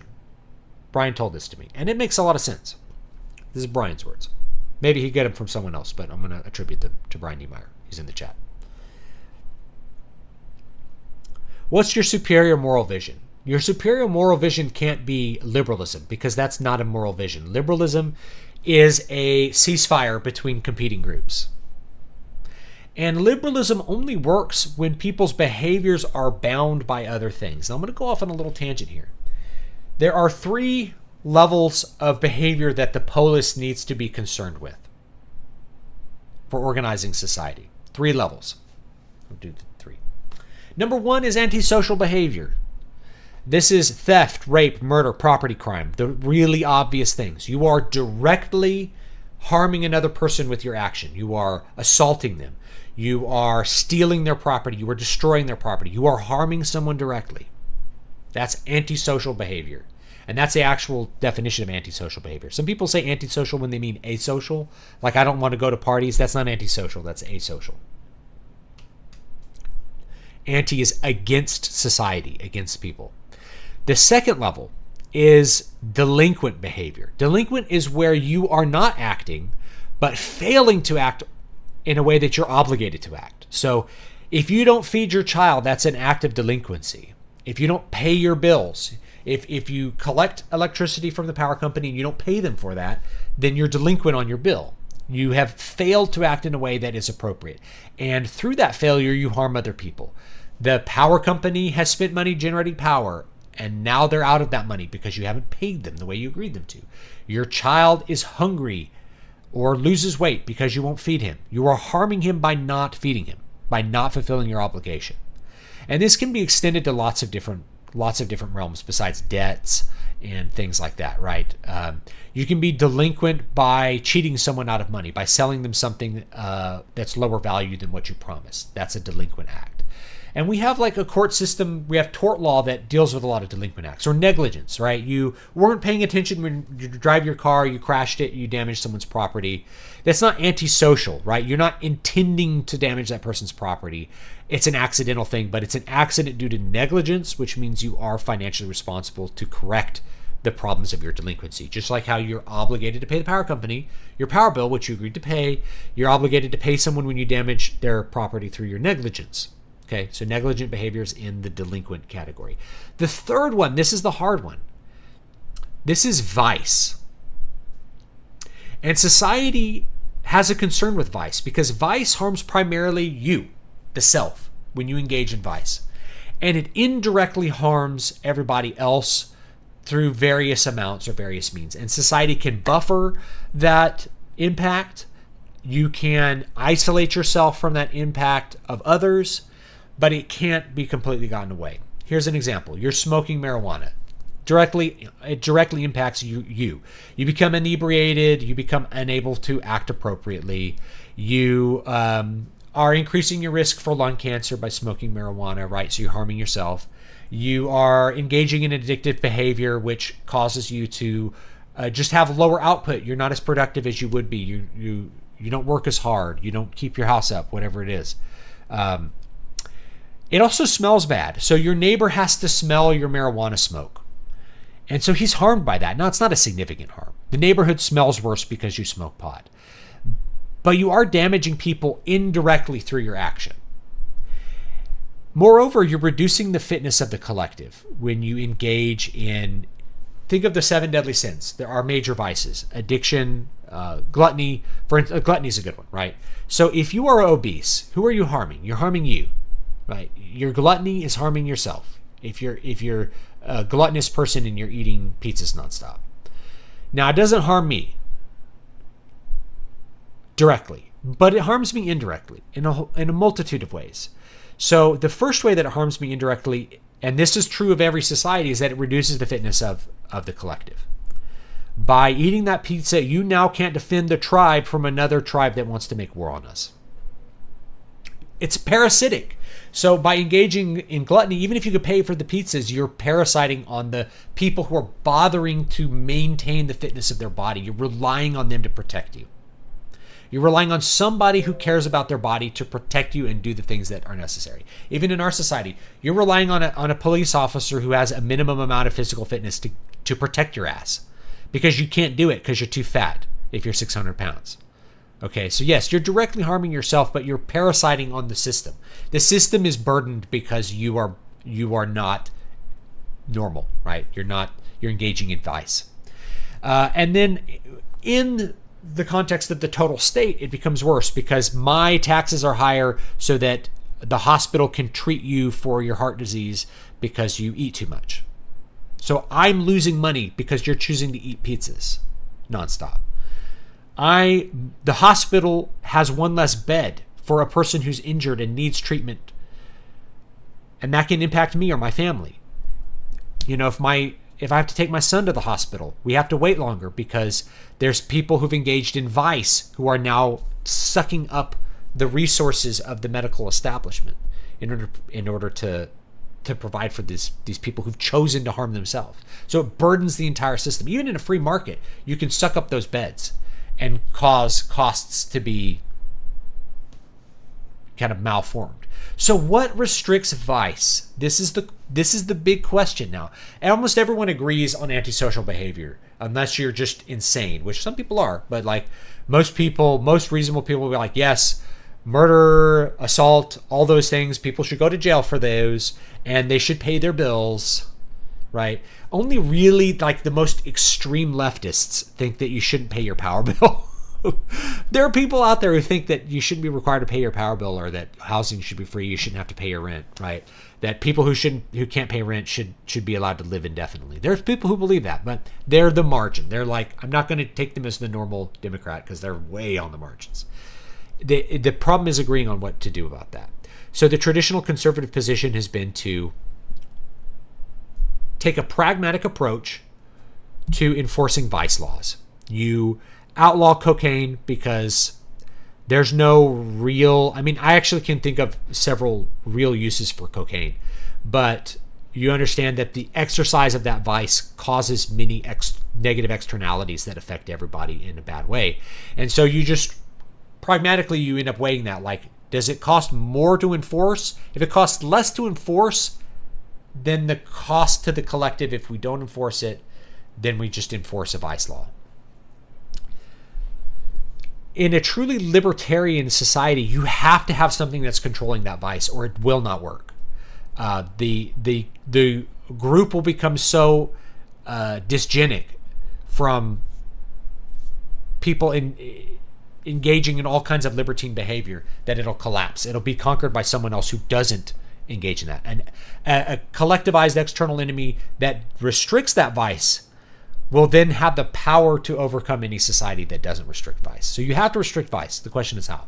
So a confessionalist state would understand that vice is something that has to be controlled, not just for the good of the people and the collective, but for their souls as well. Right? While somebody is engaging in gluttony, they're harming their souls. They're harming their bodies, but they're harming their eternal soul as well. There's real consequences to that, as well as spiritual consequences. Right? The media is framing Christian nationalism as being dangerous. That's their egregore. And they're trying to frame Christianity, which they hate, in a way that will make it seem like they're not just saying we hate Christians. So when they say Christian nationalism, what they mean is we hate Christians. Christians are bad. We want to say Christians are bad and should be rounded up and gotten rid of, or they should all abandon their faith. But we're going to add the word nationalism to it, which makes no sense. And we're going to create that as a boogeyman to try to get people to stop saying the things we don't like. The Union Army were not referred to as the Union during the Civil War. They were called Federals. I have no memory of that, but maybe you're right. Maybe I'm just reading too many history books that it's like they call it the Union and the Confederacy. And the Confederacy was a union as well. It was just a union of the Southern states, the Confederate States of America. The Northern dissenters' name for that war was Mr. Lincoln's War. Yeah. What if America had a parliamentary system? How would things be? Well, we do have a parliamentary system. But if you mean something that's more like a parliamentary party system where you vote for the party and then the seats are allocated according to the party, I don't know. It would be a little bit different. You would have more parties and more perspectives, probably. So that might be good. It just depends how you arrange the parliament. Right. We have technically what we would consider a parliamentary system, but it functions a little bit differently than in other countries. And even in a lot of parliamentary systems, a lot of times you still end up with two parties and like fringe parties. I think the difference between a lot of parliamentary systems and ours is that the fringe, like the Green Party would have some seats in Congress because they would capture 2% of the vote. So they have like 10 seats in Congress or something. Right. That could be good. It introduces a lot more coherent outside influences. But it could be bad because our two-party system also marginalizes all the weird ideas. So imagine you started a Nazi party and you got enough vote to have like 3 seats in Congress, disrupting all the things with all your weird ideas, right? A National Socialist Party, which I'm not a fan of National Socialism, guys. Maybe you're a fan of National Socialism. I am not. It would be different. It's an interesting thing to think about. I remember the media hyping up cases of hetero people who got AIDS. Yeah, it was a big thing. I'm still way behind. Sorry. AIDS also is rare except among lesbians, except those using IV drugs. It's only male homosexuals that run rampant among it. Yeah, and I think it's determined that it's really spread through receptive anal sex a lot. Like it's very easy to spread it that way, and that ends up being how it's spread. If the body didn't have a soul, you would be dead. Yes, your soul is your anima. The Latin word is anima, which means animation, your movement, your life. It's what makes you you. It's what makes your hand you and not a severed hand. A severed hand is an object, whereas this is not. It's part of a person. It's moving and doing things. It's not just dead. It's not a dead body. But even a dead body can have power in the Catholic tradition. That's why we have relics. And the relics are often in the Orthodox tradition too. There's relics inside the altar. The body of a saint left behind in this world that has the power of their powerful soul, that there's a spiritual power to that physical object. It's cool to think about. I didn't really understand charity until I read The Imitation of Christ. Don't be AA phobic. Have you ever studied the differences between ancient Hebrew and Platonic concepts of the soul and spirit? There are noticeable differences. I have, but maybe not as deep as you, right? But one of the things that happens is that Platonic Gnosticism tends to like resurface. It's really weird. It's a very interesting heresy. There was this Cathar heresy, which you can read up on. You can just read the Wikipedia article. It's a pretty good summary. I read a book on it some years ago, and it was really fascinating. And also important about why orthodoxy matters. Because you could endanger your soul by having a bad model for salvation. Right. That's why is there so much emphasis on people believing the right things? Is because if you believe the wrong thing, you may do the wrong thing, and you may not actually be preparing your soul properly.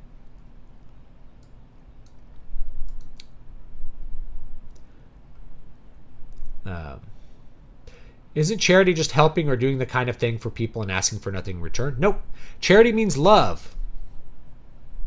So Lincoln used the word charity properly, I think, in one of his speeches, but we've kind of forgotten the meaning of charity. We call things charities, and we call it charitable giving, meaning that you're just giving to a thing which isn't for profit, but that's not really charity, right? Charity is an act, it's an active love, right? It's an active godlike love towards another person. That's charity. So if you are being charitable towards a person, you're being loving towards them. You are trying to give them the best of things, right? Versus just giving them $5. So let's look at an example of let's say we have an addict on the street. What's the most charitable thing you can do for him? It may be to give him nothing. Now that's not what people would think of as charity. They're like, oh, well, it'd be charitable to give him $20 so he can eat. He's going to spend the $20 on drugs, right? You know that. That's why taking care of homeless people is such a difficult task. It's why we have soup kitchens, not money dispensaries. It's like, it would be more efficient than rather than getting a bunch of money and making a bunch of food and then giving it to the homeless people, to simply give them money to go to McDonald's. But we know that they wouldn't go to McDonald's. They would let their body decay, buy a Twinkie, and spend the rest on crack. Okay? If you've ever dealt with homeless people, maybe you have, maybe you haven't. It's really an addiction problem.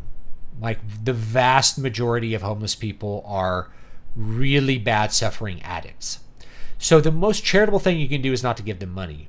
It might be to give them food, but it might be to give them nothing at all, so that at a certain point they'll be forced to come to Jesus, come to the mission, to change their behavior, to go to rehab, to go to the free rehab, right? And instead take that $20 that you would give to the bum and to give it to the homeless charity that takes people in who want to get clean and rehabs them, gets them a job, and teaches them how to rejoin society. That would be the better use of the $20. It may not be charitable to give the guy $20, even though it is giving. Not all giving is active love. Sometimes people give things to charities to avoid taxes. Is that really charity? Not in the theological sense, I think. It's not bad. It's not a bad thing.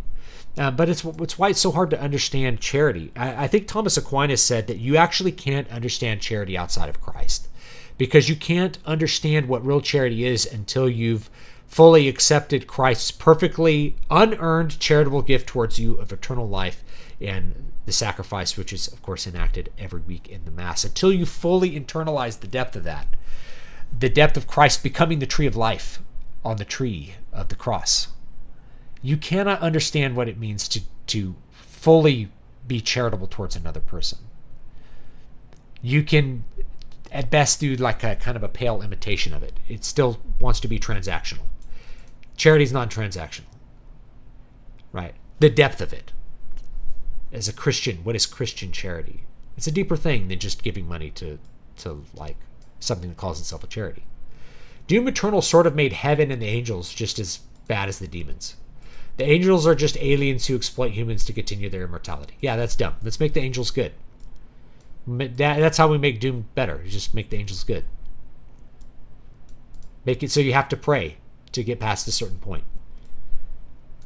You know? Make it so you can hit things with a rosary or something. I don't know. So that was one of the things I liked about Castlevania Lord of Shadows, is he had this cross. His weapon was literally a cross that turned into like a chain whip. It's like his weapon is the cross.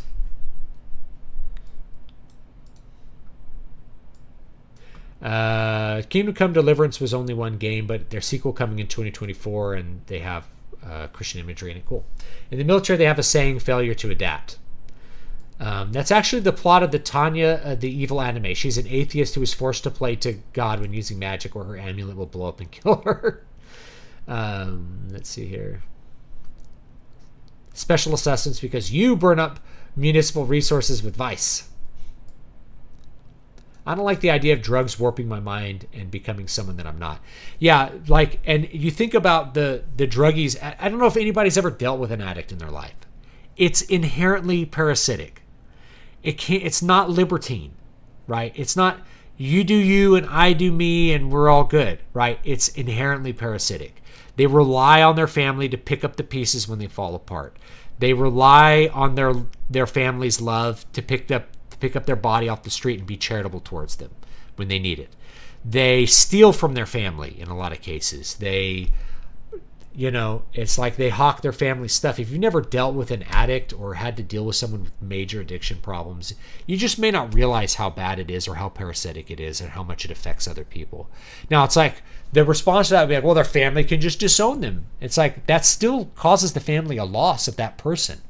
Right? To disown somebody and remove them from all charitable thought is, that's a harm to me, to like not care about the person in my family who's an addict. Yes, addiction affects people. It can hurt them. We still can love and care for them. That's one of the hard things about like being charitable towards people, is like recognizing that they've done something bad to themselves and you're still going to help them. And you're still going to be there when they're like, I need help. It's like, okay, now I will help you. I can cut off the addict from my family completely. And I've had to do this with someone in my life that it's like, I can't bring my kids around you. My kids can't really have a full relationship with you because you're choosing to use. Sorry, you lose that. And my kids lose their relative. That's a loss to them. They are harmed by that. Because that relative should be a great part of their life. And the person who you could be if you were able to move past that vice and be healed from that vice and be healed from that sin may be a great person, but my children are losing that potential.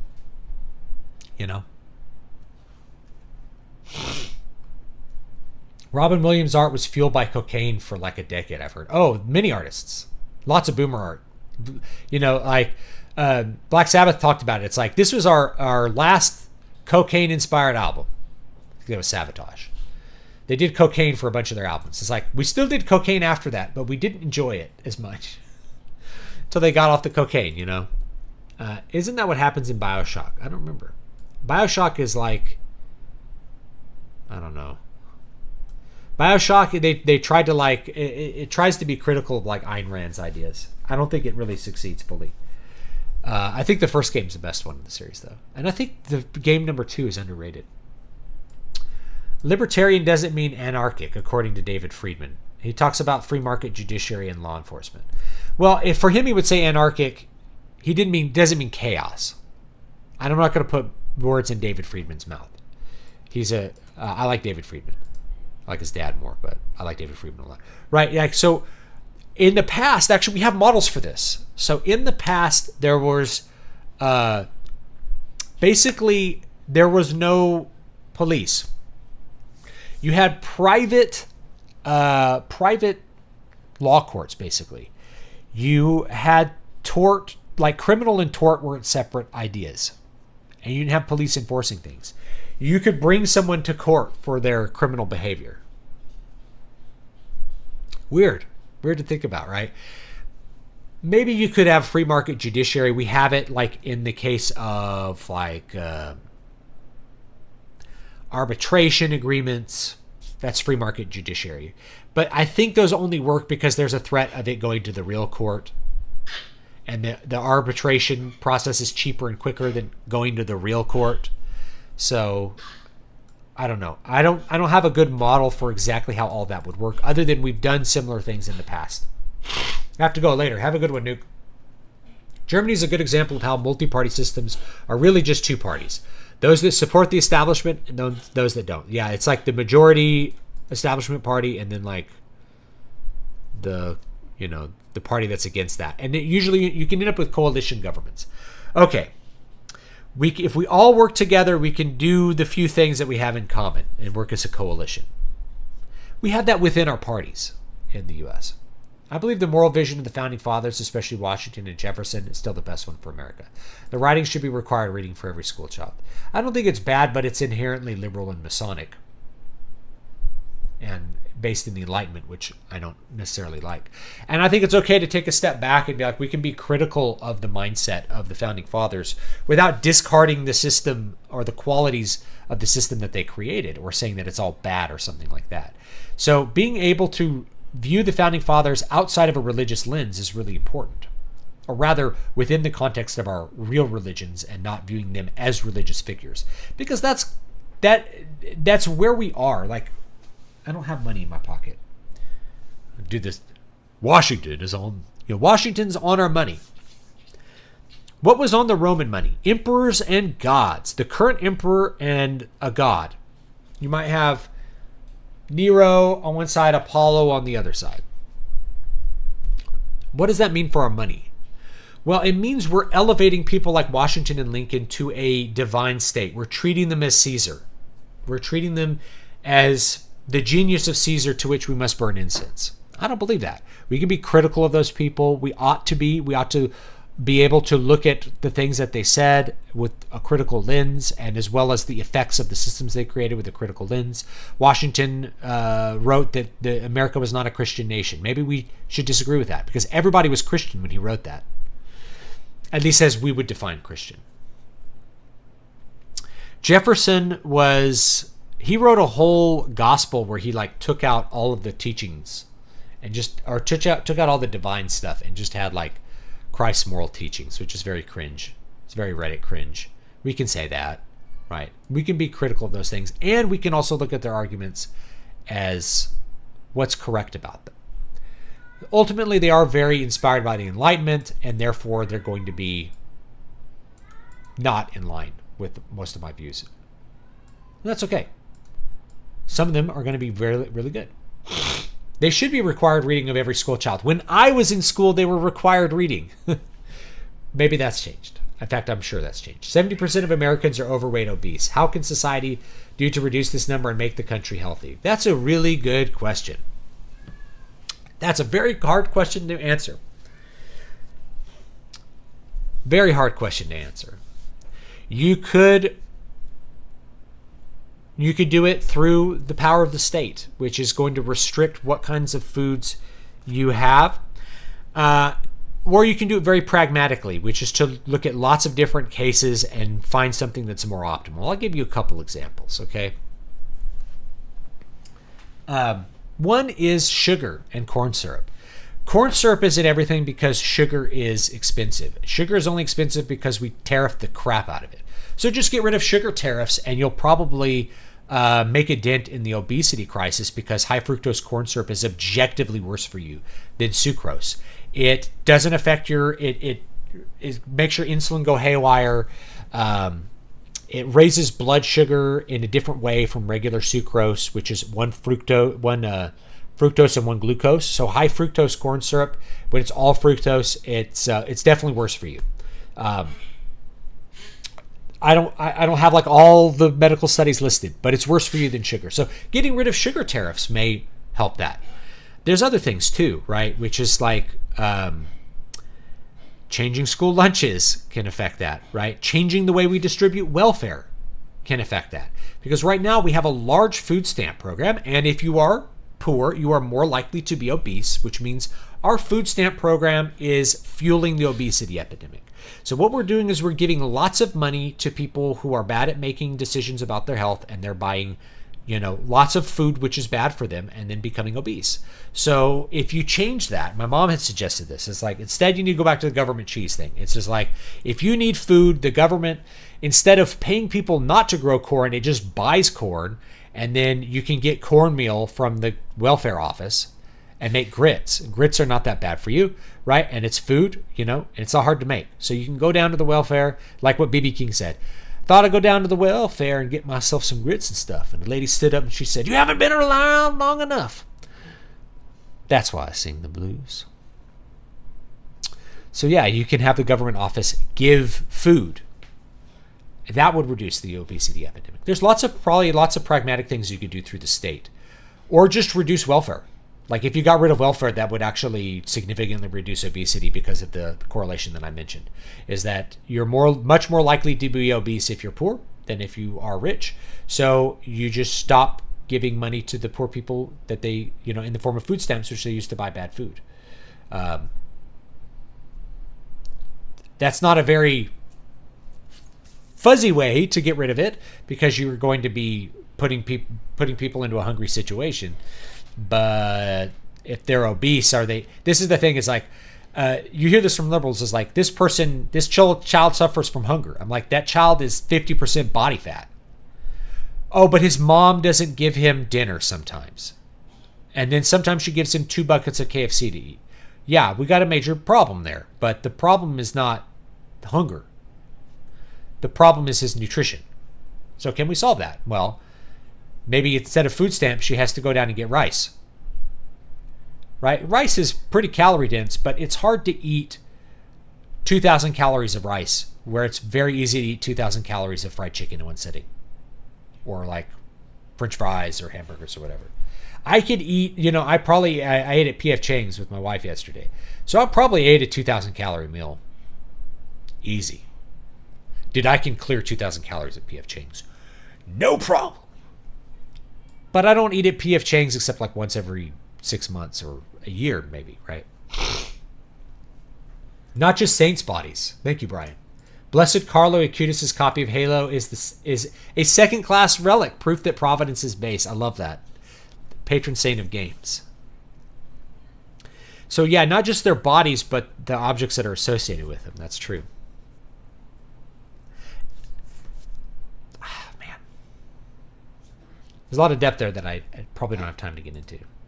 But I love it. The more I grow in faith, the more I love things like icons, statues, relics. The more you love the physical objects that are associated with them, because of the deep, not just the deep symbolism there, but like the understanding that there's this physical, spiritual connection between us and heaven and us and God. We're not just a soul in a meat puppet body, which is how I was kind of told to think of myself for a long time, even growing up as a Protestant Christian. It's like,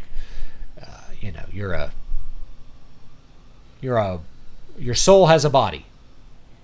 No, no, we're a more fundamentally integrated being. That's why God made us. He didn't imprison us in a body. He made us the way we are. Sacraments, baptism has actual effect, right? The sacraments have actual effects. Yeah. I don't know. Once you adopt that mindset, then it's like Dracula. The book Dracula makes sense, because that's a fundamental given as Dracula is like the sacraments are real. The reason things work on Dracula is sacraments are real. Even if you could say crushing up the host is actually not, you actually wouldn't do that, which is something that Van Helsing does. But the idea that holy water is indeed holy and can have effects. I don't know about what society can do, but I think most obesity is caused by carbs and snacking.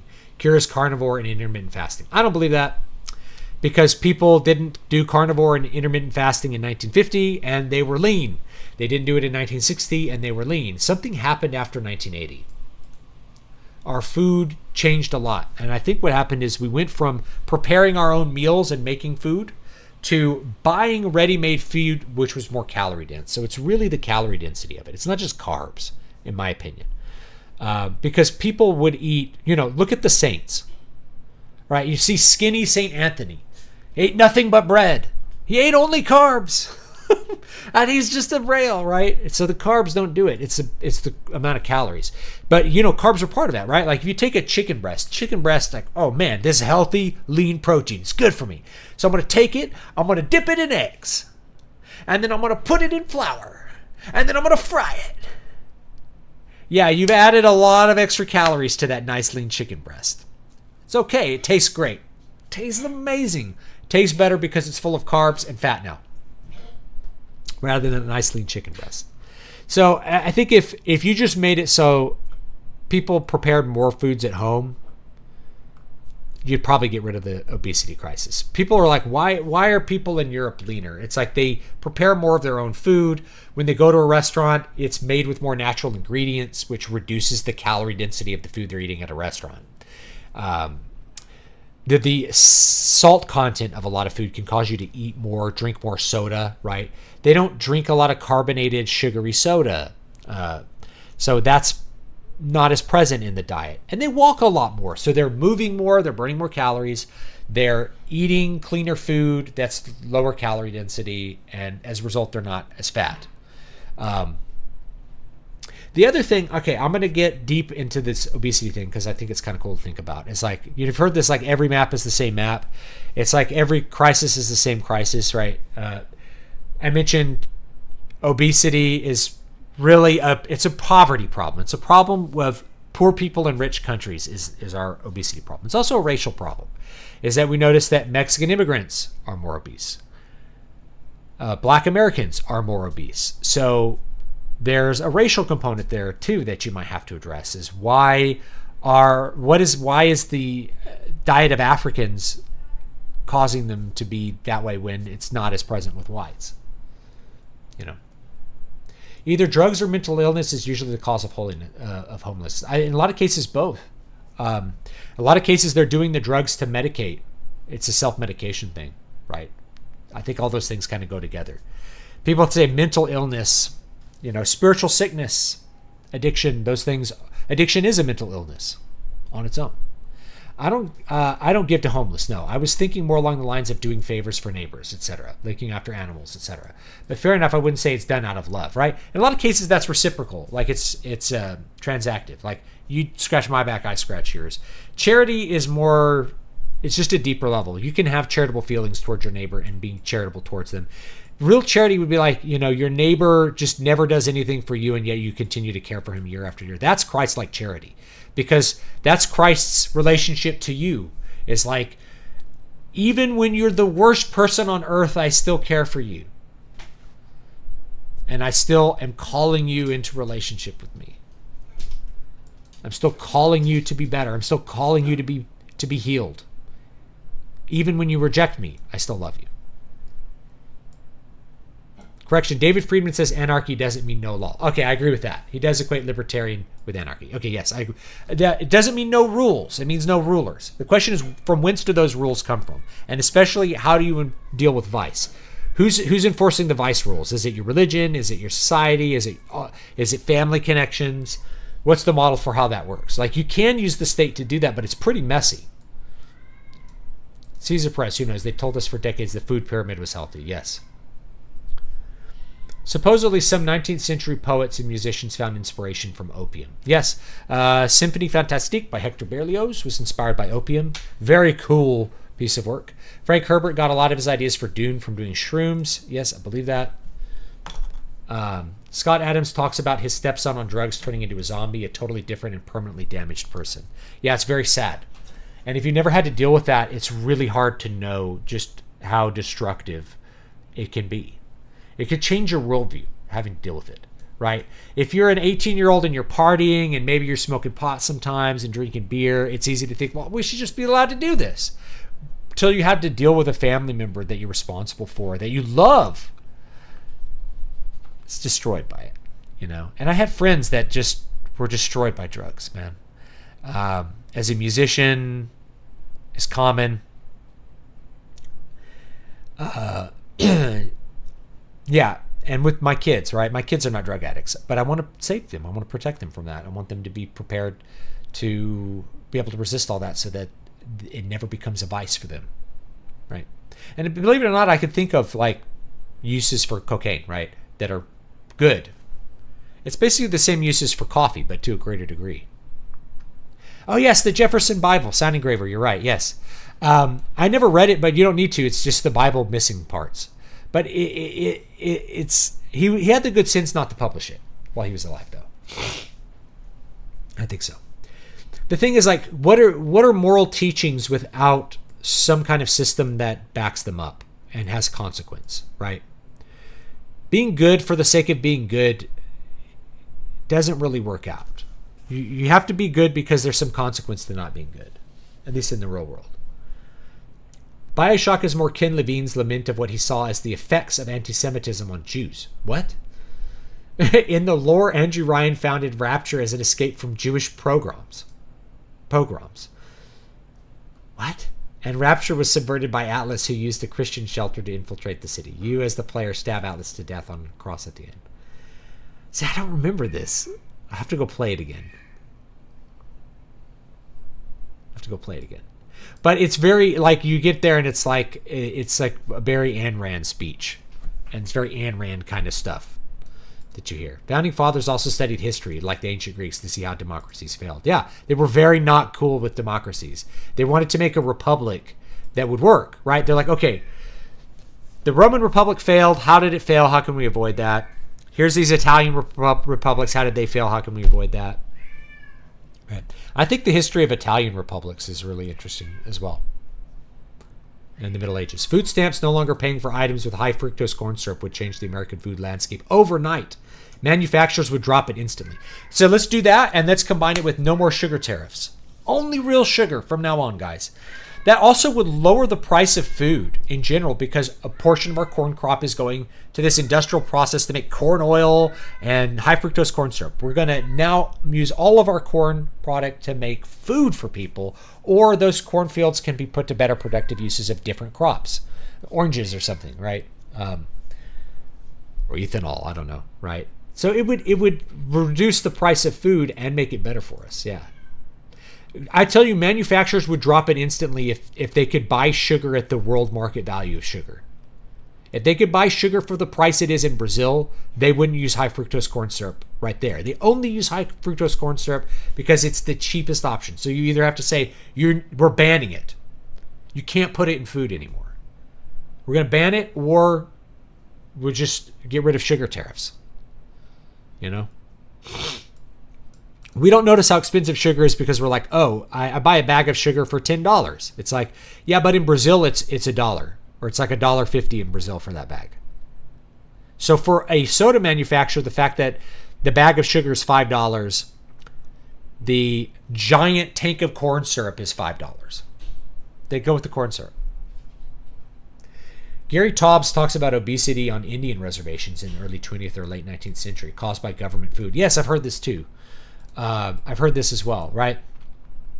It's a good intent, but it ends up with bad results, because when people are thinking with their own economic resources, I have to work to get food, they're more careful about what they do with their money and their food as well. You know, if you're poor, like, poor used to mean skinny. Poor people, like, think of your like cartoon vision of poor. It's little skinny Timmy covered in soot. And now the real version of poor would be Timmy would be obese. Would be obese and not working for any money. He'd be begging for money to get cigarettes while he ate government fried chicken or something, right? Washington didn't say America isn't a Christian country. John Adams did. Washington explicitly said that Christianity was necessary for American system of government to work. Maybe it's John Adams. Washington wrote a letter. It's in a letter he wrote. Maybe I'm thinking of John Adams. That he wrote to Morocco, Algeria. Anyway, I have too much going on to go look it up for you, but let's say it's John Adams. It's sad, but I lost my appetite. But Washington was a Mason, which means Mason. I don't like Masons. I believe that I don't agree with them. I don't believe you can actually be a Christian and be a Mason, personally. Because you're required to profess things that are not Christian. Maybe Freemasonry was different in the 18th century, though. So I don't know. It's sad, but I lost my appetite for Chinese food. Oh no, I never ate it often, but for the times I have, I never felt great about it. Could be you're sensitive to the kind of the sugars that end up in Chinese food upset a lot of people. I think they have gluten intolerance. It's actually that their gut is overly sensitive to short chain carbohydrates and starches. Fried chicken is excellent when you're baling hay on the American plains. Less so when you're doing accounting. Less so when you're doing nothing as well.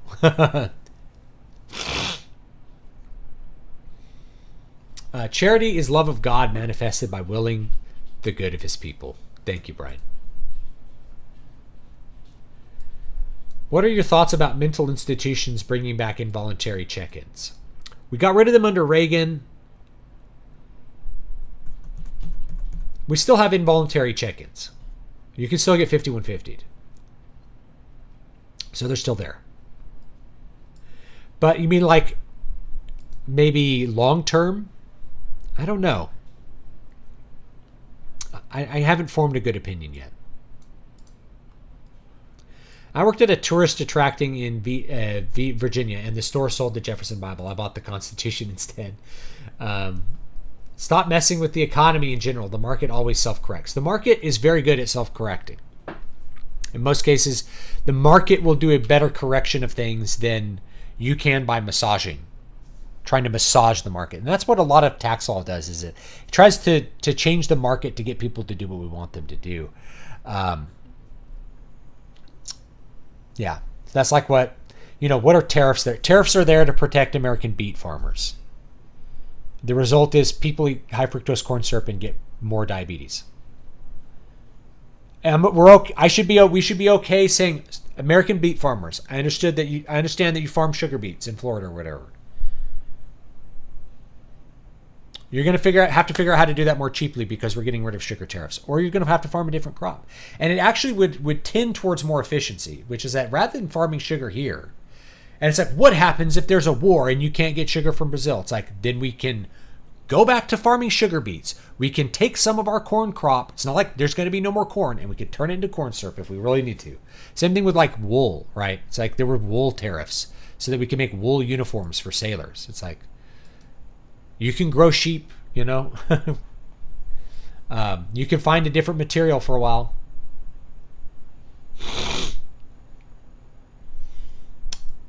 To changing markets. Hey, at least you aren't going to go full on Onion King. We have so much farmable land. The U.S. is possibly the most resistant country to famine. And think about, there's only a portion of the farmable land in the Mississippi Basin, which is the biggest reservoir of fresh water like in the world.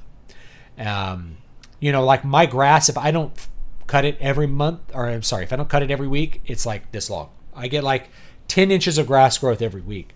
So I'm trying to figure out how to grow more food in my incredibly water-rich environment that I have.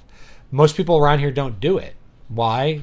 Because they could buy food at the store. That's why they don't grow it. It's not because it's bad to grow food here. Rather, it takes a lot of work to pull weeds because there's so much that grows here versus like irrigating the dry land of California. Ultimately, there are people who simply cannot survive and live on their own. Well, that's long ago they would be hermits or simply die on their own, but that doesn't really work in modern society. Either that or people in their family would take care of them because they have a family. We have these societal bonds, right? We have fossil evidence of like ancient people who don't have teeth living into their old age. They're completely crippled. Someone's chewing their food for them and putting it in their mouth so that they can continue living. That person is a complete drain to the tribe. Why? Because that's another person and they care about him. The truth is, like with democracy, we're very atomized. And with welfare, we get even more atomized. So if you take away welfare, it's like, who's going to take care of these kids? It's like in the before times, in the long, long ago, the families and communities and churches took care of them because they cared about them because they knew them. So the question is what's going to do that in the absence of the state? We don't always know. In some cases, we do know because we have models from before there was a total state, when the state was this small thing concerned with things like wars, not this giant thing concerned with everything in society.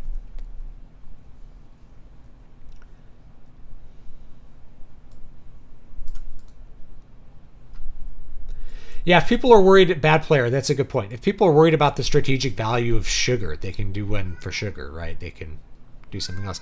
It's not that hard to turn things that we have into sugar. Sugar is abundant, right? We already figured out how to make it out of corn. So in a tariff emergency, we can just make it out of corn. No big deal. The Berry Amendment states that the U.S. government and its contractors cannot use foreign textile products. So the government can't buy foreign products. People can. So the government can't buy. Well, I would let government buy. I mean, I wouldn't do that. I just get rid of the sugar tariffs. Just get rid of them. One of the worst tariffs. Protects like a tiny, tiny group of farmers, and then we have diabetes. I wouldn't get rid of diabetes, but it would probably help at least a little bit. Be somewhat palliative. The family structure is the same system missing from the mental illness issue, in my opinion. Yeah. It's always like, are you just going to let people turn off the power to this old person? It's like, well, where's his family? Why isn't his family taking care of him? How was he completely alone? How did this happen? I don't know. That's a deeper question. I haven't been paying that much attention to UK politics lately and the reform and conservative parties. Maybe I should pay more attention. All right, I've been streaming for 2 hours, so I got to call it and go eat some dinner. I love you guys. I'll see you all next time. Don't forget to like, comment, and subscribe. I'm going to link Brian Niemeyer's blog because he writes about a lot of cool things, and you should probably read some of them, including Christian charity. Love of God.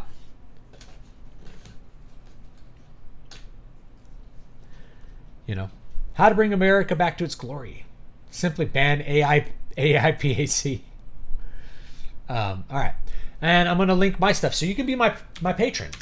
On Patreon, you get free copies of all the live writes I do, which is pretty cool. You get to read the book as I write it, which is a lot of fun. And you can do that by being my patron over here on Substack as well. Or on YouTube. Also a good option. Or on Ko-Fi. I have all those options up now. Or Subscribestar. I'm not going to link the Subscribestar right now. I'm trying to see if these other options are better. But I'll do Subscribestar here. All right. Good. So you can get free books. You get a free book every month as a patron. In fact, you're getting books last month, this month, and next month that have never been published. They're brand new. It's the Leper King books. Okay. So King Leper... One was, I'm going to keep them all up. So even if you subscribe now or in July, you'll get all 3 of these books as a preview. They're not out as a crowdfund. They're not out yet. These are the original versions, and you get them as a patron. And then once those are done, different free book rotating every month. Plus, everybody gets Keys to Prolific Creativity. So you can get this any month you join. So you get two books. Pretty good. For like whatever, $5 or $15, whatever it is. Plus, you can contact me on Discord and all that kind of stuff, and I'll answer questions or do whatever you need. Okay, so take it easy, folks. Have a great one, and I'll see you all next time. Don't forget to like, comment, and subscribe. I forgot that I had music running here. Can you teach us how to write politics and political scenes? I am out of time for that. But the trick to writing political intrigue stuff is that people have to have competing claims. And it's really about controlling power. It's not the policies themselves. So it's about controlling the keys to power. Who's controlling the military? Who's controlling the government? Who's getting this person on their side or that person on their side? It's really popular with soap operas and things like that. So anyway, that'll be that. Let's get some music going here. Yeah. All right. And I'll see you all next time. I think all the links are up. Follow me on Twitter. That should be in there too. I usually respond to messages on all those different platforms. And yeah, love you all. I'll see you all next time. Have a great day and a great week. I will do a live write on Saturday. We'll continue where we left off. And that'll be that. So if you want to know more about politics, like you can read King Leper. It's a political story. So it's kind of like Game of Thrones. I'm like, what if Game of Thrones was... What if Game of Thrones was really an adventure fantasy? That's that one. With a guy who has leprosy. There's a lot. There's a lot to King Leper. Anyway, I'll see you guys next time. Have a great week.